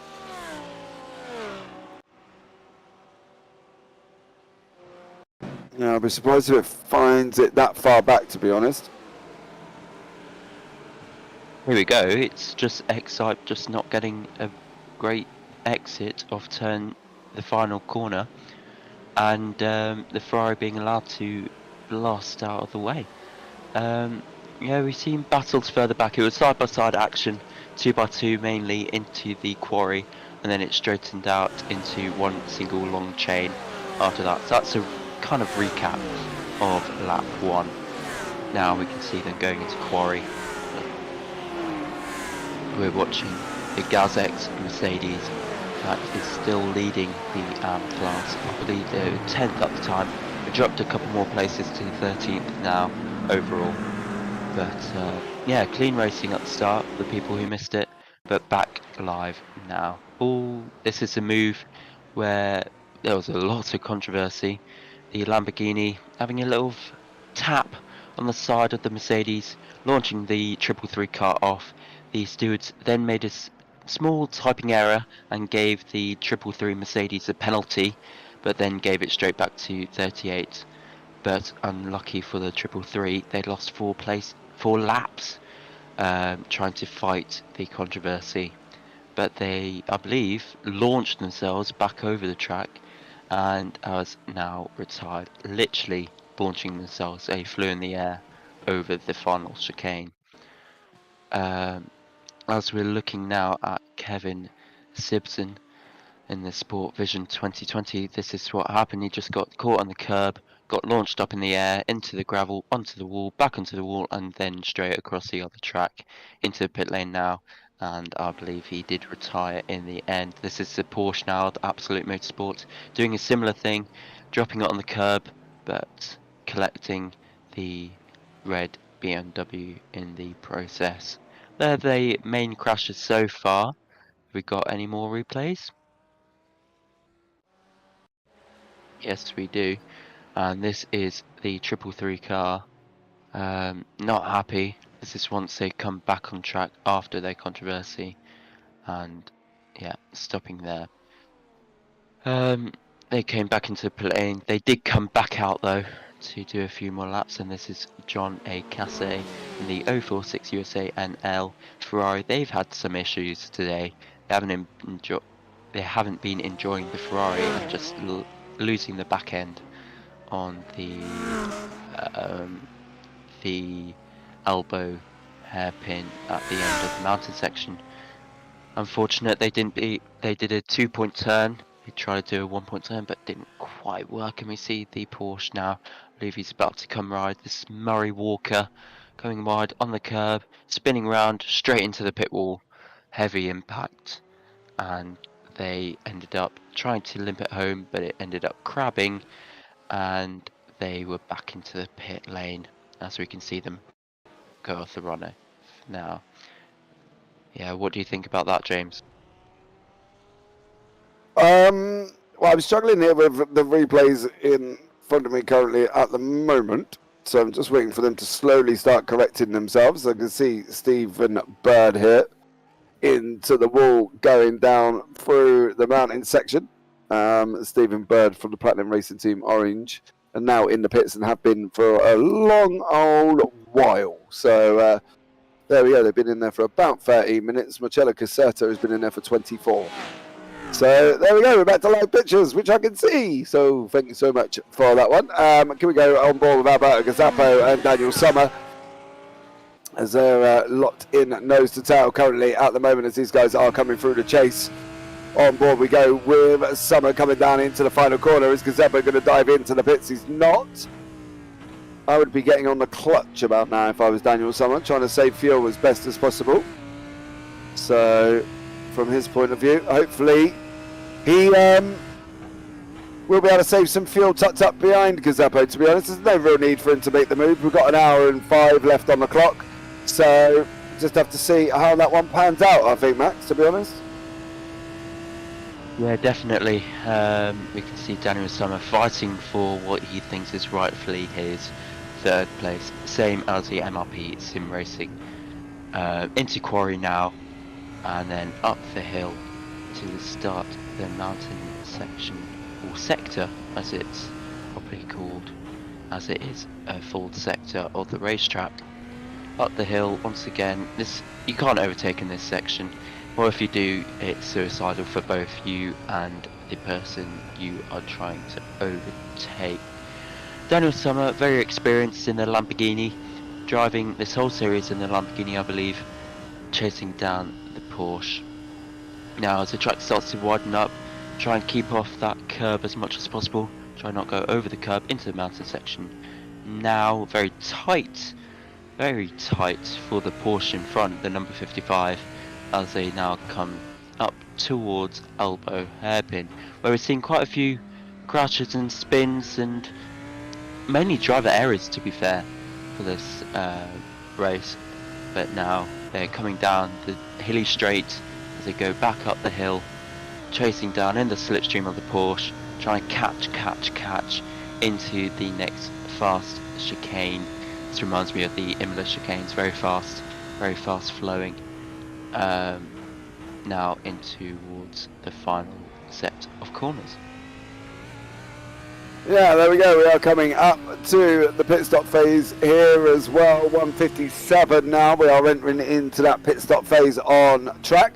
Now, one of the interesting things that has come out this week regarding GT3s is that McLaren have confirmed that they are releasing a new 720S GT3 Evo for the 2023 debut. So I wonder how long that will be before we can get that car into iRacing. A new McLaren would be amazing. I wonder if it'll have flames dashing out the back frantically, like the other one currently has his current counterpart, his current brother, within iRacing there as well. So that'd be interesting to see the McLaren on track from that point of view. You know, the 720S GT3 is been a new build by all accounts. It's an update to the existing car of the 720.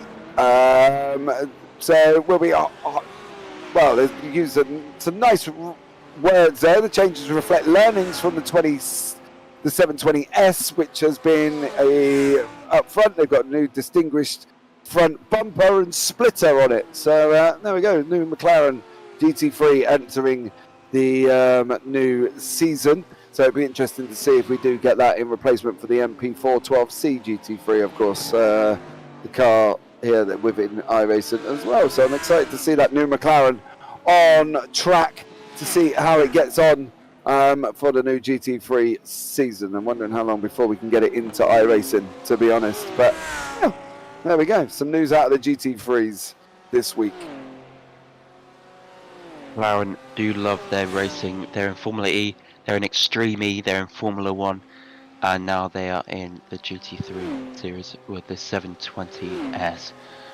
It's one of the best looking cars McLaren make, with the fluorescent orange, blue, black. They do love that colour combo. Oh, also they are in IndyCar. I did forget that. But as we are now coming into Murray corner, the tight 90-degree left-hander, as they come back onto the main straight once again. Now here's the replay. Let's see what's happened here. Porsche going wide, and Foot keeping out of the way. This is a move for P5, yeah. So the Porsche made a mistake, went wide, and Foot said, "Thank you very much, I'll have that spot." And he slotted right through in the mountain section. I believe that's the first overtake we've seen in the mountain section, as we see the first car into the pit lane, I believe, and it's the Ricard Esport Team Green Lamborghini. Yeah, first of the pit stoppers here, round about the 2-hour mark, so it's going to be close. He's going to have to do a little bit of fuel saving here to try and get to the end there. Daniel Sommer, Alberto Gazzapo, Jonathan Foot from obviously Pace Works Esports was in second place, and then made a move down into Forest Elbow, which unfortunately resulted in no further action against the overtaking Valhalla car that he was trying to get past, which was the right decision for us up in the booth. But Daniel Sommer now from Gazek's team Lamborghini sitting in 4th place, and Jonathan Foot in 5th with Alberto Gazzapo up the road 1.7 seconds. So it'll be interesting to see here what he's going to be able to do, and whether or not he's going to be able to catch the car in front, to be honest. Yep, we will see. We've got just shy of 1 hour or 59 minutes left, or if we want to be exact, 58 minutes and 30 seconds. Daniel Sommer in 4th place, being chased now. Oh, never mind, that is a lapped car. But trying to get back into 3rd place, trying their hardest. They did start in 3rd, they're 3rd for in the first hour or so, dropped back to 5th, made it back up to 1st, and then dropped down to 4th once again. And they are coming into the pit lane for good measure. The 111 car coming into pit lane, the Gazex red team Lamborghini. We'll see how fast their pit stop is. I imagine it'll be a change of tyres and a splash of fuel as well. Not only that, the bright blue Pace Works Esport Ferrari, who was leading the race for, well, a very long time, until they lost it in the pit lane, and then they had a small incident with the Valhalla Motorsport, and they lost even more places down at the hairpin of the elbow. Hairpin of the elbow? That seems very posh. But the Valkyrie X-Type pushing hard and harder and harder. 13-second gap, 14 pretty much second gap between himself and XP Emerald Endurance BMW. I don't want to say anything now, or the commentators curse, but he is looking good for another race win. Yeah, definitely. He's far enough ahead. I think he's got 13 seconds, and he's not going to have any issues. And obviously, the only issue I have will be keeping it on track here at this tricky Bathurst circuit, as we see a lot of people into the pits at the moment here as well. And it's going to be interesting to see how this one pans out, I think, because, you know, pit stops is now getting to the end. They've got to try and get this car to the end of the race, and they've got to have a good old go at trying to do it. And it's going to be a tough one, I think, for some of these drivers. But let's see how they get on. One of them will want to do the 2-stop because it saves you so much time instead of doing that 3rd stop. But as we see 2 Porsches coming together, not coming together, having a battle together. The Euromaster behind the number 14 Astro Racing Genza Moderna, who I believe came 2nd in the very first race, which I commentated on. And now they're coming towards the mountain section, keeping off that curb. that has seen lots of cars being flung into the air and into the gravel trap and then into the wall. Oh, there is a lot of damage on that Eurosport back left wheel. I'm not entirely sure, maybe they've had a little love tap with the wall, and I doubt it will be doing too much damage, or the driver might not even know that they have damage on that rear left. But now down on the hilly straight, 122, followed by the number 14 in the slipstream. Yeah, so there we go. A lot of people into the pits currently at the moment. We've got XPDM Raw Endurance, Field Academy Motorsport, Trackside Night Riders, Proto Sim Esports, Absolute Motorsport, Aslymph Junior, Valhalla Motorsports, and MBG2 Esports Blue are all in the pits currently as well, alongside 046 USA, who've been in for over a minute. Absolute Motorsports, Aslymph have been in for 34 minutes.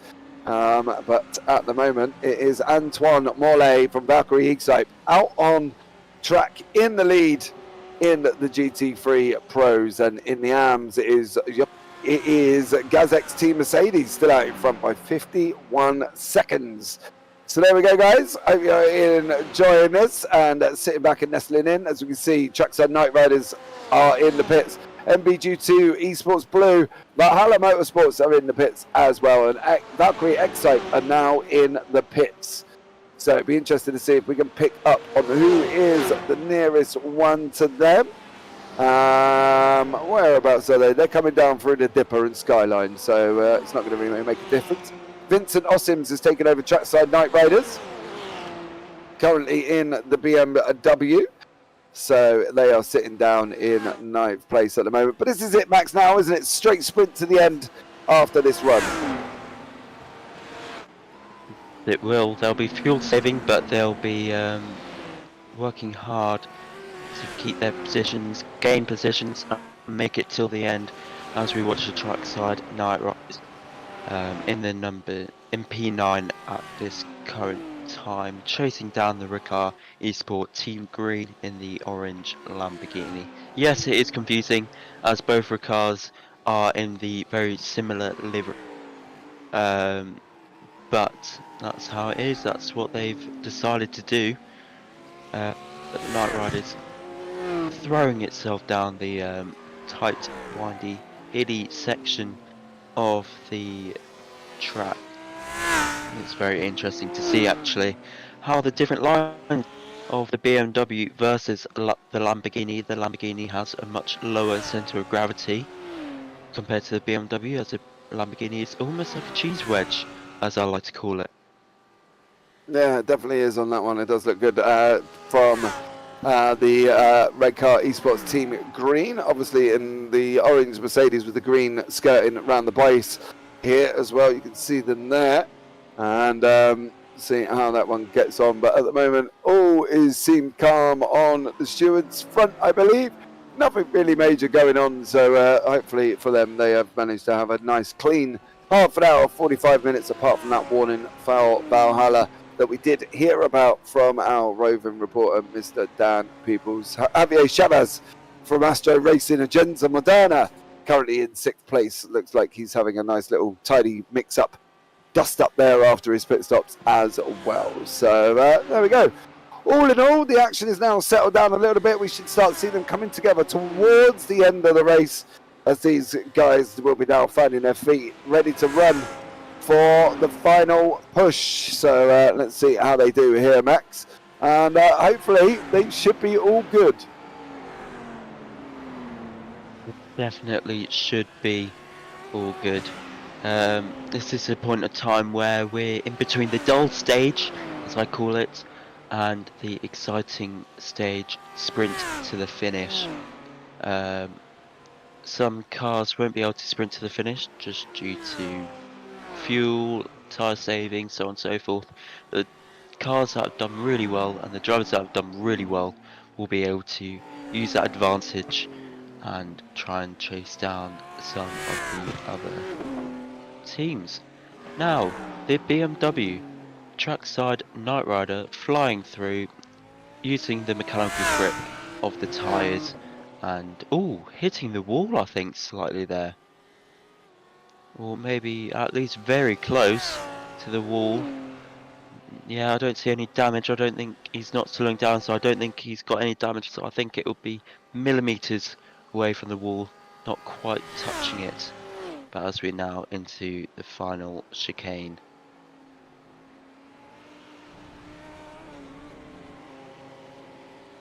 As we see trackside night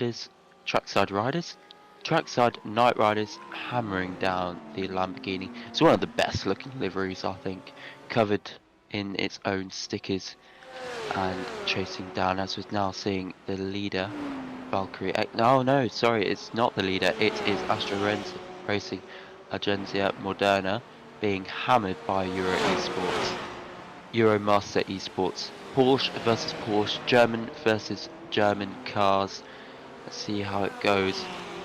As some critics call it the Volkswagen Beetle. Yeah, you get what. Well, the Porsche 911 did come from the Beetle, and all the cars that Porsche make are based off the 911. So technically, they are all Beetles, but they're very fast Beetles indeed. They're Beetles with a rocket on the back. Down to the hilly section, the mountain section, and there is no overtaking here. We haven't seen any moves done here today, so it would be suicide if they do. The 122 chasing the 1-4. My personal lucky number is 14. Not saying anything, but we'll see if my luck can go towards Astro Racing Agenzia Moderna way. Fighting for P6, and possibly Paceworks Esports is in front of them, but a little bit too far for P5. But we do have 50 or 49 minutes left. We'll see how it goes. Further back though, we can see the leading AM class, the Gaz X Team Mercedes. They have been absolutely unstoppable today. No mistakes, everything in going their way. They got a 1 minute gap now for Protosim Esports. In relation, that is about a year in motorsport talk, which means Protosim Esport will need a year to have any chance of catching up to Gaz X Team Mercedes. The leading Mercedes in both classes, as the other Merc is out after the controversy we've seen before. If you're just joining us today and you didn't see the controversy, go rewind a couple of hours, maybe not a couple of hours, about an hour, and you will be listening to us talking about the controversy of the 333 Merc. But now we can see the car in front keeping its head down, the Lamborghini looking like a cheese wedge in my eyes. I don't know about any of you, but please keep me company in the YouTube chat. We would like to comment or answer any questions you have.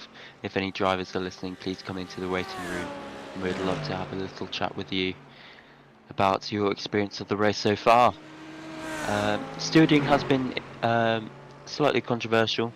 Today we have seen a couple of incidents with cars having contact, and then the 333 car controversy again, including stewards in that one. But that is all past now, as the 333 is out. It's interesting though, we saw the Ferrari leading the way at Paceworks Esport for the first hour, losing it to Valkyrie X-Type, and after that Valkyrie X-Type has just led the way for both classes and Pro. This is very important for the championship. I believe if he wins this, he would have a good chance of winning the championship.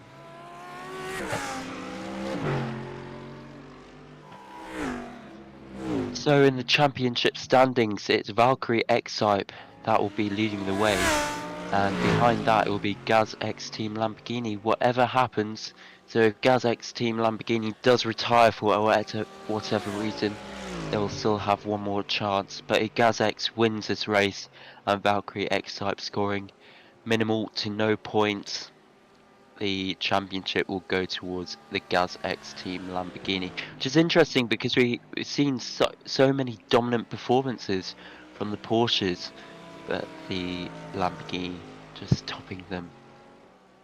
But I'm sure if we do a constructors standings, it will be definitely Porsche towards the top. Not only because they have so many cars, but because they're so good.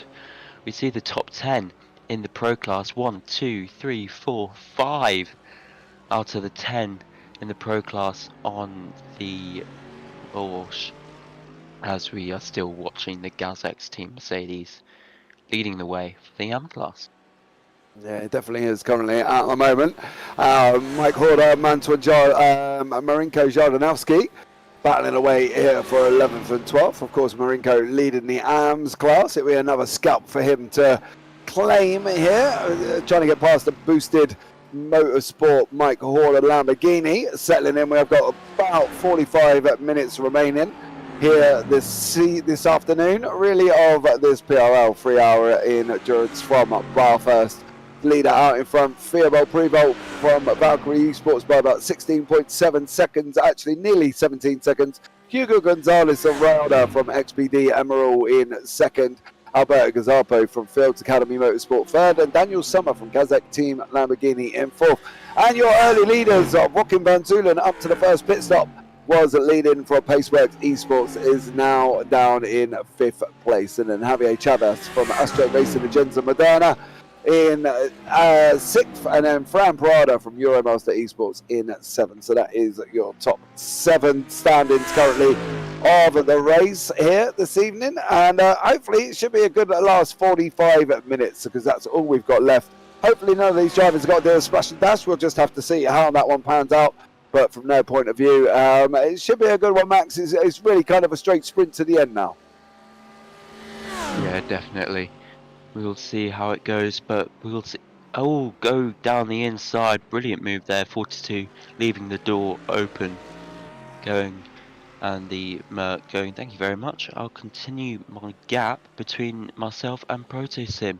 This is the overall standings with the two classes merged. Gazek's team Mercedes just making the move for P11. They started P10, losing 1 place. But that's alright, they're still leading their class, which is all what matters. A boosted motorsport behind them, with the charging bull behind them. Yeah, there we go. We've got Javier Chavez 2 tenths back at the moment there in 6th place. If we can pick up on that battle, that would be absolutely amazing, Mr. Producer, sir. Thank you so much.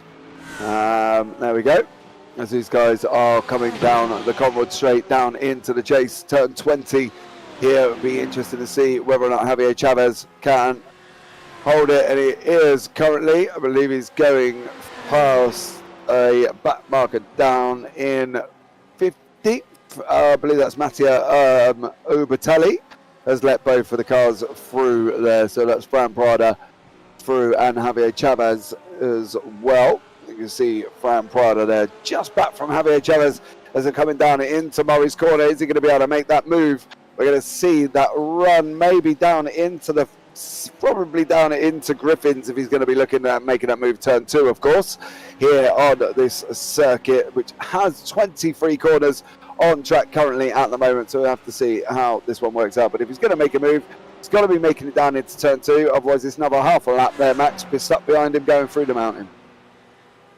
Yeah, definitely. The mountain pass is very hard to overtake. Tight, no runoff. If you make a mistake, you're off. As we're coming towards Quarry now. Number 14, like I said, my lucky number, being chased by the Euromaster Esports for 6th and 7th place. We'll see how it goes. That's not the only battle on track though. We got the Paceworks Esports being targeted by Gazek's team Lamborghini, the championship leader, followed by this battle. Then a little bit further back, we got Gazek's team Mercedes being hammered by Boosted Motorsports, and even further back, we see a very close battle. Team Valhalla Motorsports and MBG2 Esport Blue. But that's not what we're looking at now. We are looking at the 2 Porsches, the constructors in the same machinery. It's all about how good you are as a driver, and we've got a chain of 3 Porsches actually. which we haven't seen for a very long time. And for the first time, I think I said Porsche. If you stayed with us for a very long time, you'll understand the inside joke. But I normally say Porsche, by the way. Down now, we're watching the Mike Horder Boosted Motorsport. Different classes now. It's a bit embarrassing that he's behind somebody in the class below. But we'll definitely see what happens. Yeah, definitely on that one. See how it goes here from Mike Horder. Can he catch back up to Marinko Jardanowski down the Conrad Straight, which is what we're expecting them to be able to do in that Lamborghini over that Mercedes now, with Euromaster Esports in 7th, battling away 4 tenths back. The same gap roundabout as these guys are. It's got to be a little bit closer. I don't think he's going to have the speed to be able to carry down here as we go into the last 40 minutes of the race. It's going to be definitely an interesting one, I think, as well for some of these cars. Javier Chavez still being chased down by Fran Parada, and Marinko Jardanowski on your screen currently being chased down by Mike Horder. And Pros, of course, the AMs leading the way over the Pro here. So hopefully the Pro may be able to make that move back past. But what do we think, Max? Is it going to be chaos for the last 40 minutes, or are we going to be seeing a nice simple finish to the race? Well, what I think and what I want are two different things. Obviously, I want chaos until the very last battles for the lead, but I don't think that would happen. I think Valkyrie X-Type got a comfortable lead at the front. They're obviously fighting for the championship. They're not going to do anything stupid.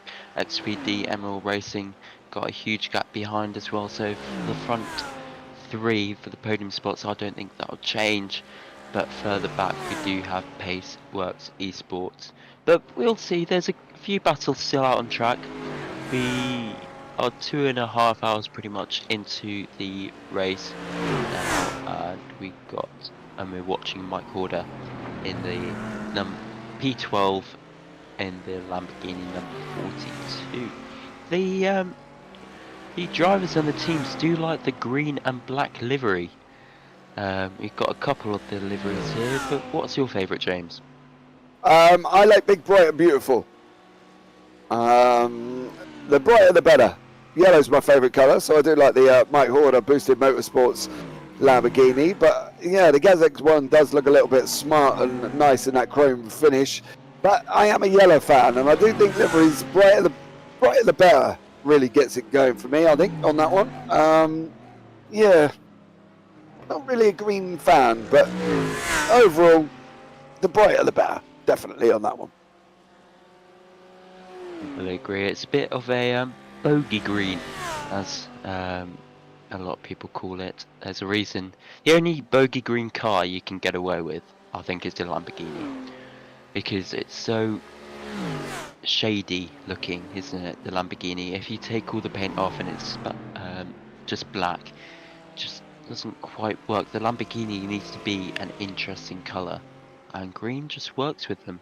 But as they are being hammered by the Mercedes AMG, I mean the Boosted is hammering the Mercedes AMG. It's interesting though, the Mercedes AMG overtook comfortably quite a few laps ago now. We're on lap 68, it was a good 5 or so laps ago, and all the other battles we've seen them just pull away, but not this one. So maybe the Mercedes work better in dirty air than clean air. But now we're seeing Raymond Serra in the bright blue, love that livery of the MGB2 Esport blue car. It's chasing down Valhalla for, I believe, 5th place in class. And it's interesting though, obviously Valhalla, we've had controversy with them with blue flags, and for some reason, in my opinion, they should have got a penalty, but they got a very strict warning instead. But Valhalla is finally being challenged on track for position by the MGB2 car. Every time I say MG, I keep on thinking of the car brand MG, don't you? Yeah, it's a car brand we haven't seen much of, to be fair, the MGs. So they haven't done much with the car for a while. They were quite predominant back along when they were releasing cars, and they had like all sorts of different styles of cars being released, but I don't know where they've gone, to be honest. It's going to have to be, I'm not entirely sure if anybody knows in chat where the MG brand has gone. Let us know, because that would be amazing. But Raymond Serra from MBG2 trying to go at Darren Rufford from Valhalla Motorsport, of course, battling away for 5th and 6th in class, 17th and 18th overall there, Max. So let's see how we get on with 35 minutes remaining. On the MG topic, MG has just released the MG4, which is an electric, almost large hatchback, small SUV. That's what they've been working on recently. But they have gone away, really, since the MG Midget. And now they come back finally. But anyway, back on track, back in the virtual world of iRacing with a 251 Porsche, chasing down the Lamborghini. It's the Germans versus the flamboyant Italians into quarry now. Definitely, as these guys are battling away here on lap 69. There was, of course, Jordanovsky in the Mercedes. Still got Mike Horner tucked up right behind him at the moment as well. Ubatelli is battling away with Sean Gardner from Boosted Motorsport, TBC. So hopefully we'll be picking up how they get on as well. But overall, it's not been a bad race, has it? It's settled down kind of a little bit in this middle section from Valkyrie Eagside, got out in front there, in front of the first pit stop, and have kind of just dominated the field after that, haven't they? Yeah, they've done exactly what I said. As soon as they got past the slower Ferrari of the Paceworks Esport, they've just left everybody else in their dust. More like they're eating other people's dust as they lap them instead of overtake them.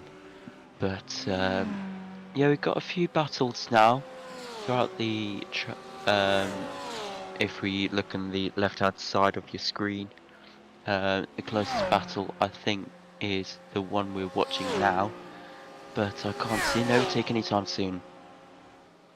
No, I don't think they're going to be making that move, to be honest. It'd be surprising if they do. They've got to get kind of closer and closer and closer before they can, coming out of that forest elbow, before they make the move, I think. So just have to see how they get on. They're quite close now, coming around the final corner.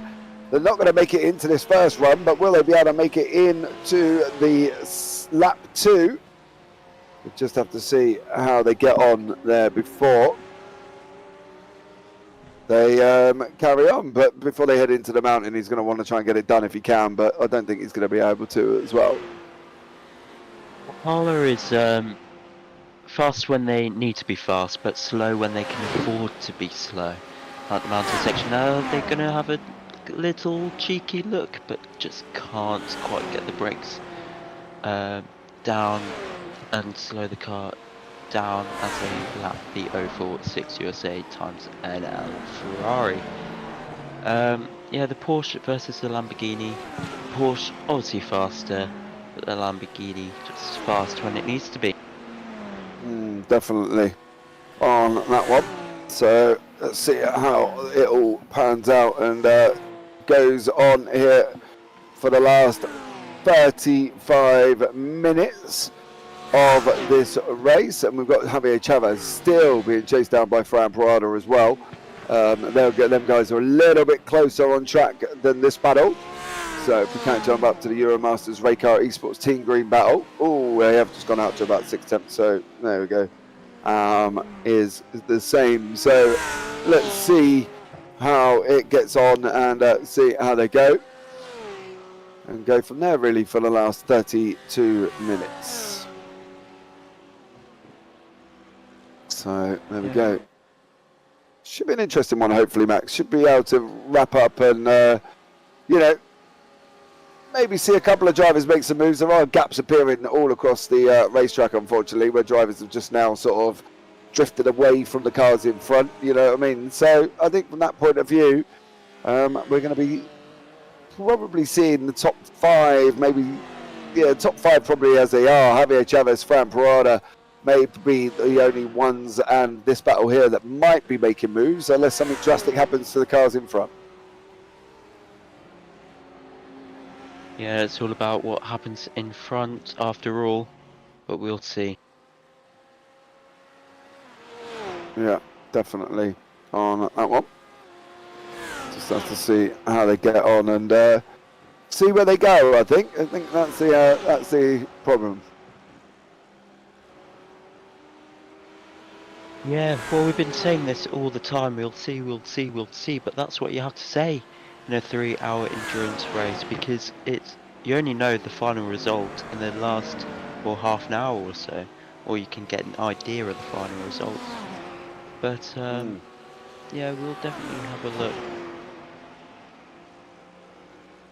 Okay, right. Well, there we go. Let's see what happens here. Within this last 30 minutes of this race. Let's see how they get on. They seem to be managing the mountain section rather well. Again, been a tricky circuit for some. We have got our Montario racing team out as well. Sports Vision 2020 are out, and Absolute Motorsport Aslev have been in the pits for quite a while, about an hour in fact, so I'm not quite sure what they're up to, whether or not they're going to be getting repairs done, but an hour of repairs seems to be a bit of a long time. Yeah, I think they retired, just haven't officially retired yet.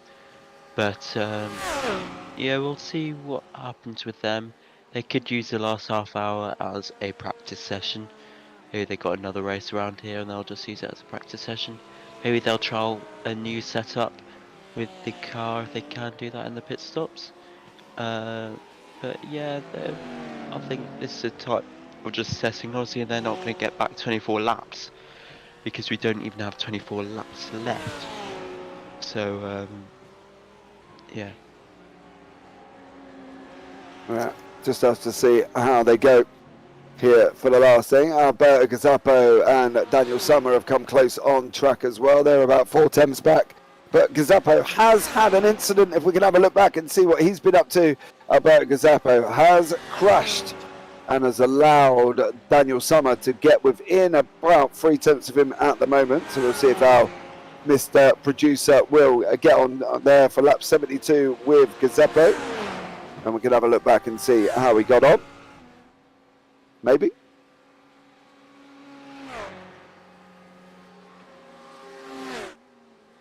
As we can see here, Gazzapo and Summer, this is the battle that did come together. There was a distance apart until Gazzapo had an incident and crashed. It managed to keep it on track.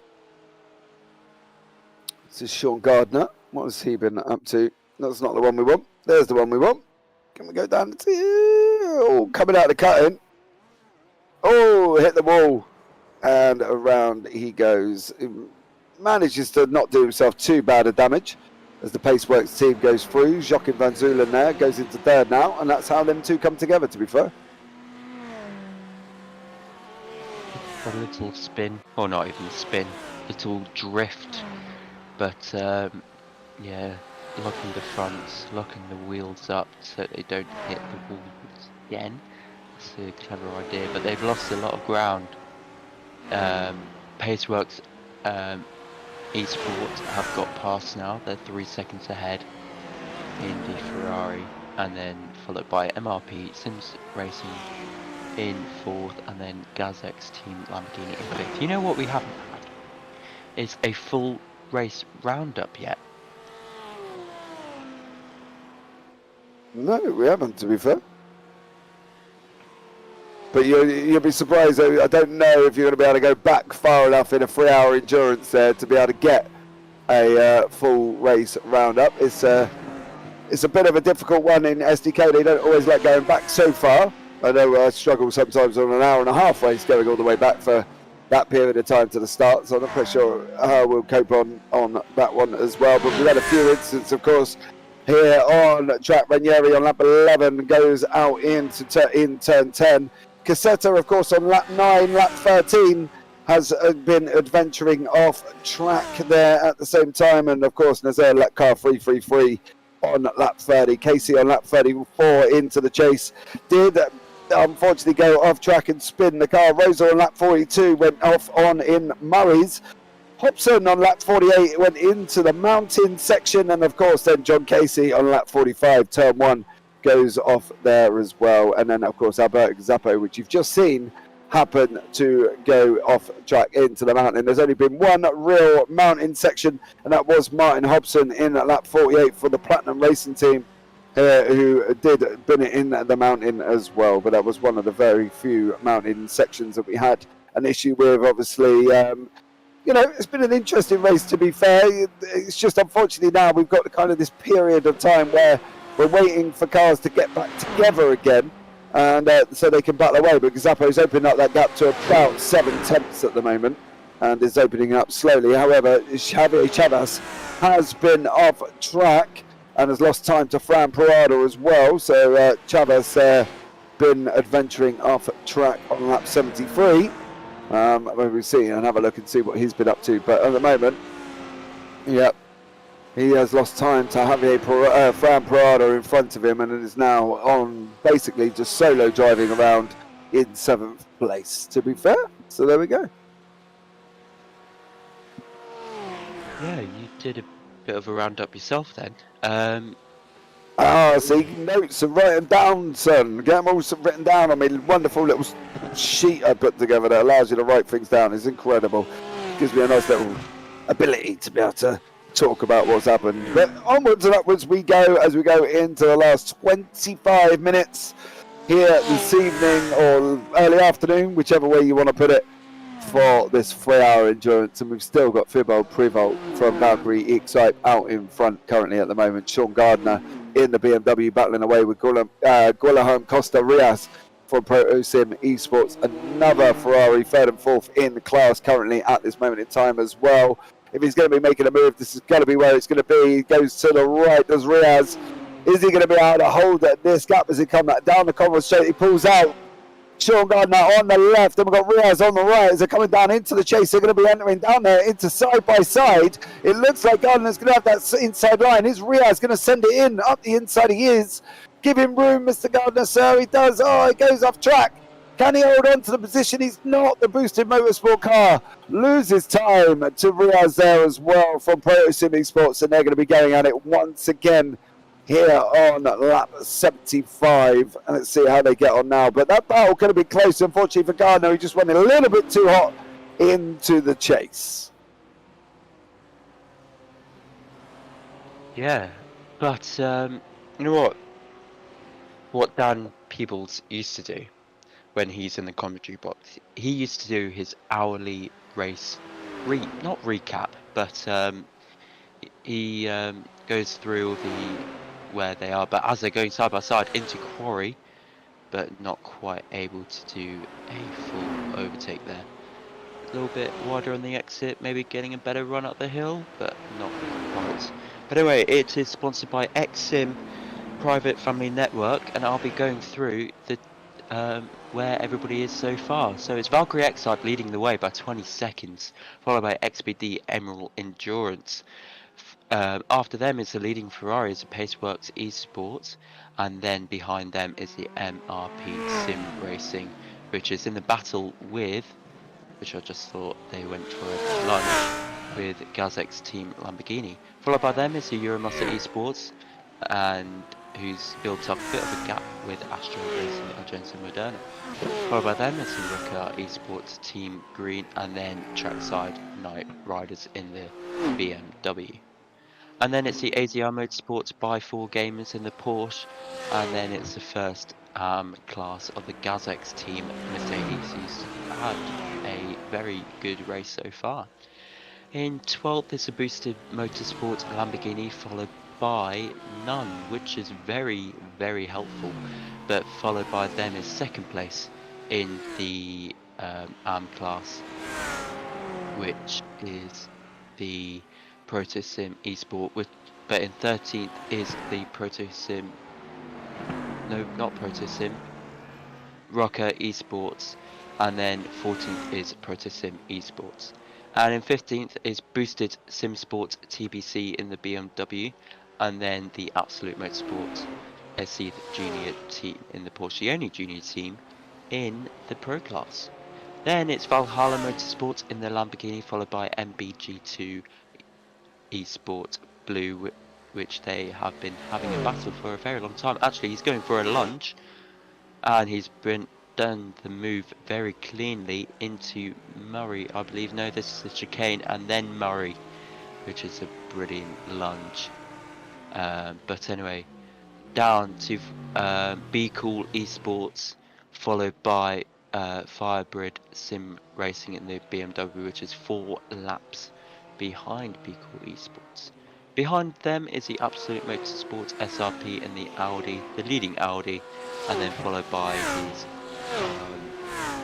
his constructor teammates, Platinum Racing Team Orange in the other Audi. Then 046 USA XLNL Ferrari, and then everybody else behind is out, which is the Absolute Motorsport Slith #1, the Armentiario Racing Team in the Merc, Sport Vision 2020 in the Lamborghini, and then the Platinum Racing Team Red that never actually started. There we go. That is your roundup of your current field, and Alberto Gazzapo is literally 2 tenths ahead of Daniel Summer currently at the moment. If we can pick up on that battle, that is the closest battle on track at this moment in time. There we go. As if by magic, Daniel Summer trying to chase down Gazzapo here in the last 20 minutes of this race. Just have to see how this one pans out, Max. But, you know, I'm expecting Summer to try and have a go at Gazzapo, I expect. Yeah, they've got 20 minutes left of the race. Got a 6-second gap, which is sort of nice. Last time we had a spin, they lost about 12 seconds. So, a small buffer there. Not a huge one, but a small buffer. But yeah, so the Gazex Team Lamborghini might be making a lunge next time around. Up the hill now towards the beginning of the mountain section with the beautiful livery 55, followed by the Lamborghini 111. Now, who do you think will come out on top, the Porsche or the Lamborghini? Daniel Summer, I'm expecting to be able to get past Gazzapo, but Gazzapo has opened up a little bit more of a gap. So we'll see how Gazzapo gets on. He looks like he's faster in certain sectors but slower in others.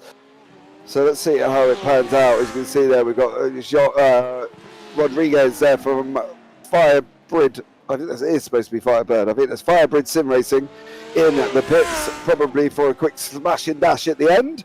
A little bit of a mistimed there section for them. But we'll see how it goes. But Gazzapo has opened up a nice little cushion at the moment. I don't think Summer's going to get this time around. Gardner's had an incident as well. Sean Gardner there has had a, well, what looks like from the boosted sim sport team. Oh, is this going to be contact? Oh, no. Yes. Heavy in the wall as well. Yeah, I don't know, you know. I'm a little bit confused by things like this because of the fact that he was alongside as well. They were alongside. You're going to go 2 by 2 into turn 1. This is the jeopardy you're going to take, right? There was room left on the outside. Did he turn in enough, though? That's going to be the question. Oh, he was on the brakes.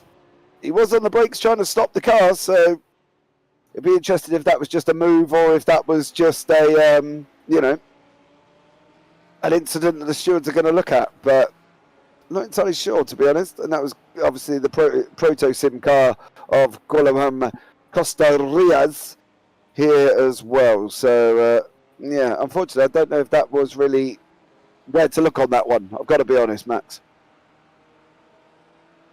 Yeah, if we're going to have another replay, no, we're not. But it's, yes, we are actually. Side by side into quarry, turn 2. And hard on the brakes. Little tap. I can't see where the inside BMW could go, really. There wasn't much room on the inside. But on the BMW on the outside, just close the door a little bit early. So, I think it was about 50-50 there. You can't take the blame, full blame for anyone. But as we're looking now for the battle of P4, another Lamborghini versus Porsche battle, as we've seen lots of them today. Alberto Gazzapo in the MRP Sim Racing fighting for 4th place and fighting for those last remaining points. On the other hand, Gazek's team Lamborghini is thinking about the championship. Go for a lunge, get a few extra points, make their life easier for the next race. Slightly easier. It's still going to be the odds against them. Or go stay behind and make sure they get the full points for 5th place and with minimal risks. So you see the Porsche going wide once again, touching the grass on the exit of turn 1. Yeah, well, they're currently sat in 6th place. They are sort of 5, 6, 7, 8 places back as the MRP team. Obviously, we've got Gazek's team Lamborghini, which are leading the championship. Of course, they're losing quite a lot of positions, 5 positions to Valkyrie Esports currently at the moment. So they do need to, in ideal, from a point of view within the championship, they've got to look at taking and making this move. Because if they don't, they could be losing even more points. And don't get me wrong, it's not a massive gap compared to where they are. You know, they're sitting, where are they, 5th currently at the moment, and that's 16 points. If they get to 4th, they're only going to make a point, but that towards the end of the season, that point could make a massive difference for them as well. So, you know, from their point of view, they've got to be trying to overtaking Gazzapo and just to get that extra point, if nothing else, for their championship aspirations, to be honest. 3 points helps in this situation, as Valkyrie Excite will be leading the championship when he crosses the line to finish this race in around 15 minutes time. Gazek's team Lamborghini was started 3rd, running 3rd, but has lost a couple places and down in 5th, but fighting back for 4th place, and he might go for a move actually. It's side by side into the chicane, the chase chicane. We've got a little bit of a kink down the straight first, here it is, and now into the chase chicane. Side by side, 1-1-1 making the move. Gazek's Racing safely past the 55. What can the Porsche do? What can the Porsche answer? And right now, nothing. He can't do anything into Murray. See what he can do into Hell Corner after the pit straight, also known as turn 1, and then we'll go uphill towards the Quarry Bend. We've seen lots of how do I say it, controversial overtakes, I think is the best word for it. I think the thing is as well, like, we got John Roberts completely missed 402 taking the 486. We didn't miss it. We did see it. But from our point of view, I'm not entirely sure that taking out would have been the word I'd use. I think at the end of the day, there was more of the fact that he was alongside the car, as we watched Vigario here from AZR go and run off track just on the way down. He managed to get it off the curb, so fair play to him as well. But I don't think on that move there wasn't malicious intent. He was on the brakes, John. I'm afraid Riaz was on the brakes, trying to avoid the incident. There was just kind of nowhere for him to go. So it's a bit of a tough one to say taking out. I think it was more of an incident on an overtake. He was on the brakes, Riaz. If he wasn't on the brakes, then John, I would sit back and agree with you and say, yeah, it was definitely looked like an intentional run, but he was on the brakes. Riaz was on the brakes and tried to stop that car. Obviously, for you guys, you only see kind of one angle. For us, obviously, we can see multiple as well, unless, of course, you're going to replay in the session, of course, then you'll see as many as you want. But Riaz was on the brakes at the point of contact. Yeah, maybe, John, I don't know. It's 6 of one, half a dozen of the other, mate, on that one. You know what I mean? I think from there it was an overtake. He was alongside. Was there enough room left? Who knows? But he was on the brakes. He was trying to avoid it. So, you know, from that point of view, it's a difficult one. I've got to be honest. Difficult one.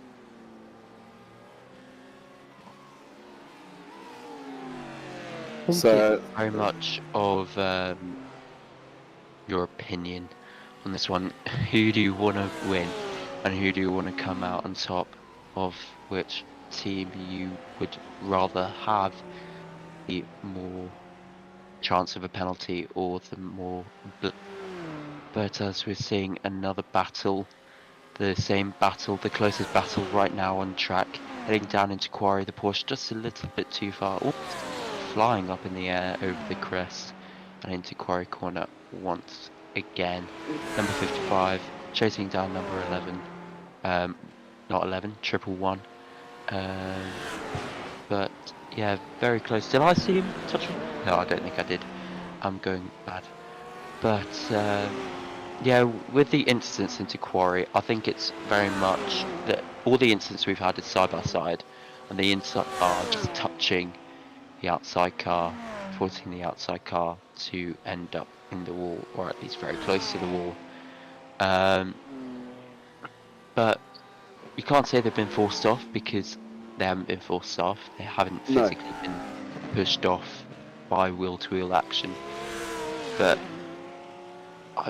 no contact's intentional, or it shouldn't be. So I think that's the thing, they haven't. They haven't been torpedoed off into the side. The same with the 333. It wasn't torpedoed in, he was alongside him. And at the end of the day, you know, if he'd gone and torpedoed him, I fully understand, you know, people's gripes and stuff like that. It's always hard to accept as a team, as a driver, when that incident happens. You know, you instantly look and blame the other car. But you've got to look at where the circumstances were for yourself. You know, you didn't. Did you give him enough room? Who knows? Was there space for you to give more? Possibly. You could have run out a little bit wider. He was on the inside, and as I say, he wasn't torpedoing him off. There was no intentional torpedo-ness. Do you know what I mean? They were both on the brakes. They tried to avoid it. It was contact. Obviously, from the point of view, it's always a different one, isn't it? Because you always want something done to somebody who's done something to you, but yet, can they really be looking at it from there? I don't know. yeah, definitely. But great, they tried to avoid the contact. I've tried to not do my homework, but I still get in trouble if I don't do my homework, even though I do my homework. What I'm trying to say is that great, you try to. Oh, and there's contact for the battle for 4th place. I'm not entirely sure. Once again, it was at Quarry. We would love to see a quick replay of that, as we see another battle going on into turn 1, Hell Corner, between Mattia Ubitali and the Absolute Motorsport junior team, and this is what happened to Mike Horder. Nothing here. Oh, on the curves once again. No. Game over. Yeah, definitely. Once again on the curbs. Ooh, and holding up the car behind. I think that's Valhalla. But ooh, losing it again. Yeah, got damage to that car. That'll be definitely a pit stop. And see what's happened. Steering seems straight though. Maybe it's damage to the actual bodywork itself. Yes, they were blocking the Valhalla and the Valkyrie X-Type at the time. Valkyrie X-Type nearly losing it. And yeah, See, same scenario. Another touch, but this time they weren't side by side. The Porsche was ahead and the Lamborghini was alongside the front axle against the rear axle, I believe, if I saw that correctly. Porsche later on the brakes. That's TV because he's alongside, regardless. Yeah, that's counted as alongside. Yeah. I'll classify that as alongside. Yeah, it was. Yeah, another one. Shame because that battles was looking very good. But yeah, if you have a look, he's alongside. The helicopter cam. Yeah, the Lamborghini is alongside him. So he can't come across and take his nose. I'm not quite sure what he's expecting, to be honest, on Gazzapo's point of view on that one, because he was alongside him. So yeah. But there we go. Lamborghini was in its blind spot though, so that could be an excuse. But again, chopping people off, you can't do that. No, you can't. You can't expect the other guy just to slam the brakes on. Yeah, exactly. Luckily, he got the punishment though, or track punishment of losing quite a bit of time. better. So you can see it here on your screen. This is Chavez and Parada. Parada's managed to pull some back of the gap that he had.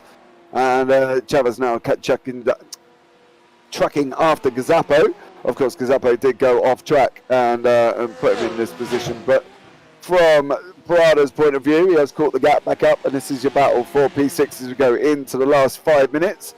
I can tell you now that the leader has gone over the line. So we will have one more here before we close out this race. And as the leader has gone over the line and is now coming into Griffin's Bend. So one more, and then the racing will be finished. So stay tuned for that one for the last 5 minutes to see how it goes here. From the 3 hours at Bathurst. Last 5 minutes, can Prada from Euromaster Esports pass Astro Racing, Agenza Modana, Javier Chavez here, both in Porsches, and 2 tenths between them, Max, currently. Yep, 2 tenths between them. That's definitely a slipstream overtake sort of distance between them. We've seen this battle for at least half an hour now. It'll be really good to see this battle end cleanly, not at all a dig towards P4 and the Gazex team Lamborghini. But we'll definitely see what happens as they rise over the crest into Quarry. Yep, seeing how they get on here as well will be absolutely amazing for this. Well, as I say, penultimate lap for these guys. They've got to be looking, is it going to be a last lap lunge? Is it going to be taking the points here as well? What are they going to be able to do? We're going to be able to have a look back and sit back and see, because you're going to get front row seats here. The leader's just coming into the chase. Going to keep an eye on the times and see where he crosses the line, whether or not he's going to get one more lap in, which is a possibility, to be fair, that we could have another 2 laps. So we just have to see how he gets on as he goes round the final corner of 2:56. So we're going to have one more. So here we go again. Sit back and enjoy, because we're going to have a couple of more laps to go before we finish this race off on 2 hours and 56 minutes here on the PRL YouTube channel with myself, James Parfit, Max Lovejoy in the booth, and of course we've got Dan Peoples alongside us on the production, providing us with all the camera action here as we go. Costa Rias in the BMW. He's driving around. Basically, Ubatelli is about from Absolute Aslev Jr. in front by about 1.3. Sean Gardner behind 4.4. So it's all about keeping it on track currently at the moment. So let's see how they get on as well. Your leader is gone round the cutting and is going to be coming up through turn 5 and 6 right about now as well. So Chavez is back within 6 tenths again. As you can see on the left hand side, the cars are spread out here, and there's quite a big gap between the lead packs. It's only really 6th and 7th that are close together at the moment. Boosted Motorsports are out. Number 19, Mike Horder there, Lamborghini, which is what we expect. There is a car off track. Please remove that to the side. That is the Audi of Daniele there, Maggiani Daniele. So I'm going to sure he'll be looking at jumping out the way again. It looks like he has had another incident though here this afternoon as well. It looks like lap 78 he did go off track, did Daniele. So yeah, not a good run for him, to be fair. He's currently sitting round about 6 laps down. So there we go. Right, where is the leader? He's going through chase. What are we doing for time? Well, about a minute, so it's going to be the final lap of the race if we want to pick up the leader. There he is. Thibaut Privot is going to be taking the white flag lap here, if I'm not mistaken. Where are you, Barney? There he is. He's above us on the left-hand side. It is the final lap of the race. Privet there, not really sort of had much to worry about since he got out in front, Max, really. No, he hasn't. He's been absolutely dominant once he got past the Paceworks Esport Ferrari. He's just had no mistakes, head down, putting in the lap times, getting a massive gap between the XPD Endurance Racing and himself, and just done a brilliant job as he enters the uphill section for the final time. Yeah, there we go. We're just having final confirmation on a few decisions at the end here as well. See how it all pans out. Car 402 and 486, which was the BMW Guillermo Costa Riaz and Sean Gardner Boosted Motorsport Stewards, have decided no further action racing incident, and that isn't really a surprise on that one. We did say that was likely to be happening as Pruitt comes around, now drops down for the final time into Forest Elbow. And then he's got this run down the chase. We go. Timo Privat from Valkyrie Escapes is going to come along and take the checkered flag here. So we're just following him down this start finish straight. You can see nobody else is really close together currently at the moment on time. So there's going to be no last lap battles. Unfortunately for us, it's going to be a procession of cars across the line. And Privat is going to start off this procession as he comes into Murray's corner. His final time after this 3-hour endurance here, but it is Timo Privat comes across the line for Valkyrie Escapes and takes the checkered flag. Excellent job done by them. And then after that we have got Hugo Gonzalez Aranda from XPD Emerald Endurance there as well. He comes over the line in second place. A stellar job done for him there as well, Max. But overall, it was a good race. As we can see, the Lamborghini there just getting a little bit out of shape. That was, of course, it wasn't Darren Rufford. It might be Leonardo Marquez from Racar Team Esports there. Whether or not he just wanted to complete another lap or not. But Joachim Van Zulen from Paceworks Esports comes over the line in third place, and then a long run back to Golahan Costa Riaz, who will be in fourth, of course. So there we go. That is your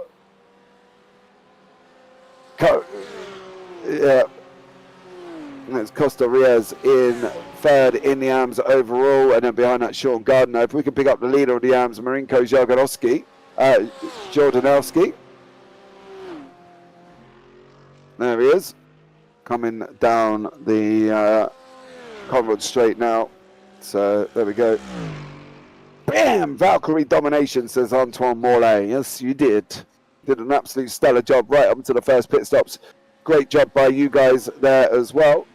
I think I'm going to bring Dan Peoples into the booth. Dan, you here? Of course, I'm always here. Down in pit lane, of course, celebrations already going on. Frantically celebrating here, all the teams.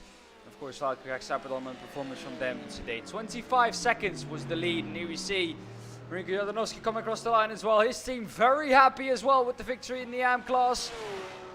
Of course, a dominant display by Marinko Jordanowski and the GazX team Mercedes, almost lapping everyone in the AM class. P2 and 3 in the AM class, of course, Proto Sim Esports and Boosted SimSport TBC. They, of course, very happy with their result. But that was an amazing race, wasn't it? Yeah, absolutely stellar race by them all here as well. It is time for me to vacate the booth. It's been a pleasure here commentating for you guys from the PRL GT3, but I am off into a next one straight away. So, guys, from me, take care. Dan, it's been a pleasure. Max, it's been fun. And I will look to catch you next time. But for me, guys, see you later. That was James in the booth. Thank you very much, as all the cars have now crossed the line. And Valkyrie X-Type once again, second win on the trot for him, as he, I believe, is attempting to do donuts, but not quite doing the full one, at least from what we can see. There we go, here's the donuts. The victory. He is now leading the championship in front of the GazX Lamborghini. Oh, nearly going into the wall, but he's got time to practice that. Save the car, please. Yes. Yeah, so it was a really enjoyable race. Uh, Thank you, Dan, very much Of course. for helping us out. But this is the official standings. Valkyrie Excite winning the race, followed by XPD Emerald Endurance, followed by Paceworks Esport. That was leading for the first hour, but made a mistake and lost quite a few positions. Gazx team, Lamborghini, the old championship leader, now in second in the championship, followed by MRP Sim Racing. After MRP Sim Racing, it's Astro Racing, Argenta Moderna, followed by Eurosports Esports, and after them is the Rekar Esports Team Green, followed by the Black Trackside Night Riders, followed by the AZR Motorsport. That's the top 10, and then we got the leader of the AM class, Gaz X Team Mercedes, followed by two more pros, Rekar Esports Team Orange, and then Absolute Motorsports Asif Junior. And then back on the AM class, we have Proto Sim 2, Boosted Sim Sports, MBG 2, Esports Blue, followed by Valhalla Motorsports, also the old championship leader in the AM class, followed by Be Cool Esports in 18th, all 2 laps down. And that's the top 18 for you.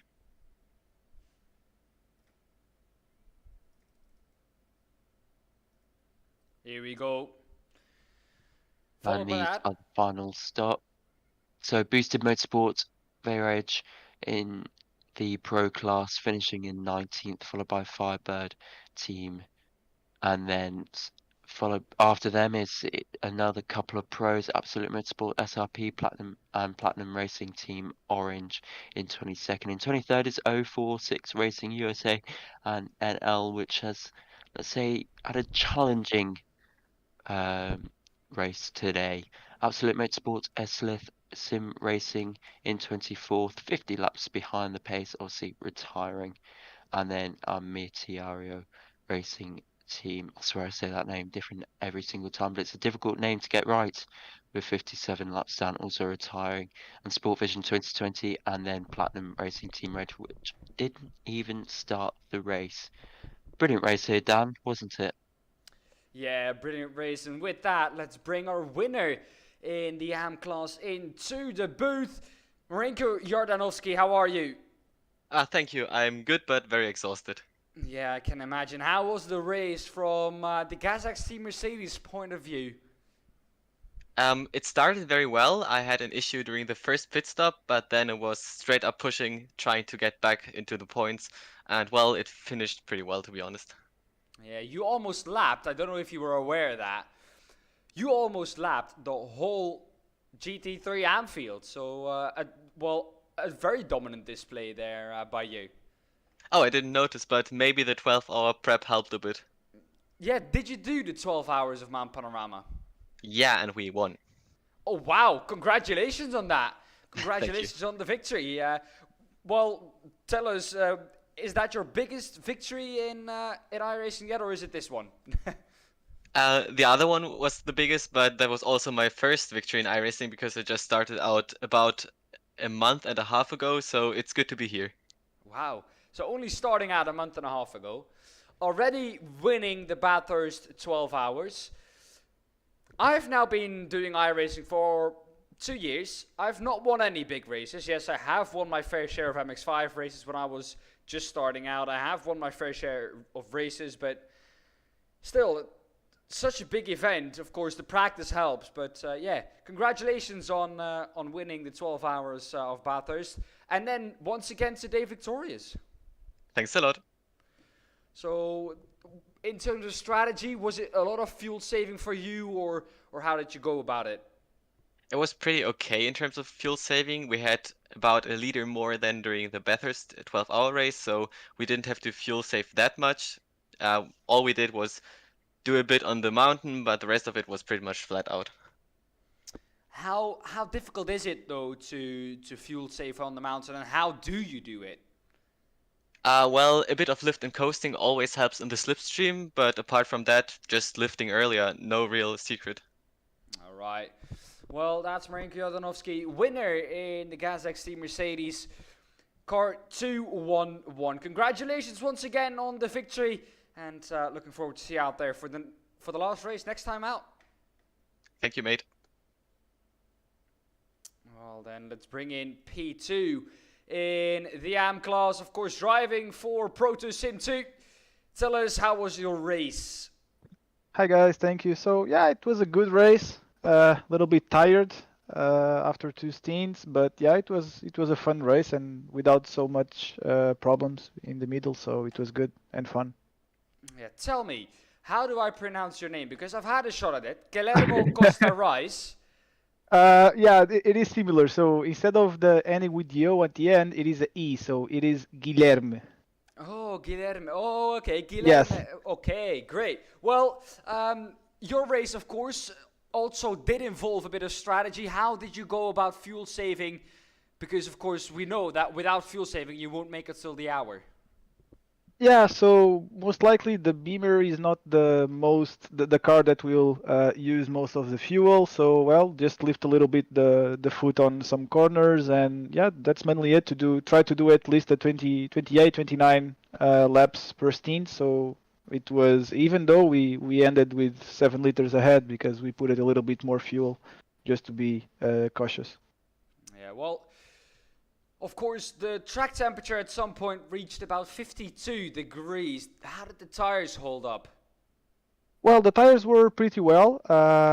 Just on the first few laps after we changed the tires, they are a little bit dangerous. And on the Beamer, since the motor is on the front of the car, when we have half of the fuel, well, the car get a little bit loose on the here. So well, we need to take a little bit more careful. But after that, just a couple of minutes and get used to it, and that's it. Not so much. Yeah. Did you do the 12 hours of Bathurst in preparation for this race, or was this your first proper race at Bathurst? So we did, but we did with a different car. So we did with the Porsche as a decision from the team. How did it go? Well, it went well. We qualified pretty bad, but we ended on the top 20. So we qualified in P35 and we ended at P9. So it was pretty good recover during the race. So yeah, it was at the end. It was a good race. Yeah, that was Guilherme Costa Rice for the Proto Sim 2.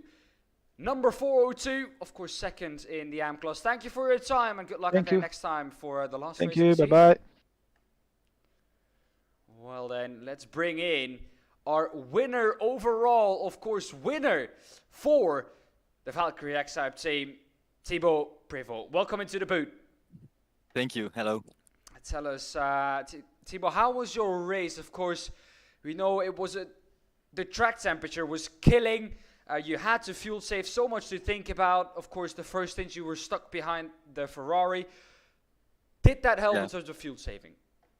Yeah, the fuel saving helped a lot for the tires, because actually the Ferrari in front had no wing, so there was no way I could pass in the straight.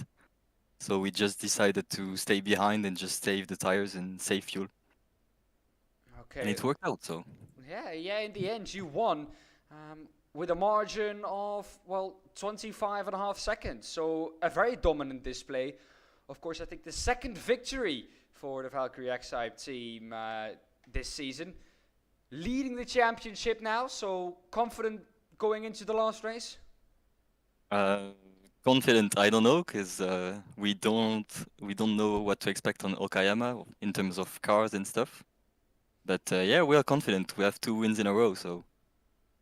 All right, well, like I said, the track temp at some point was 52 degrees.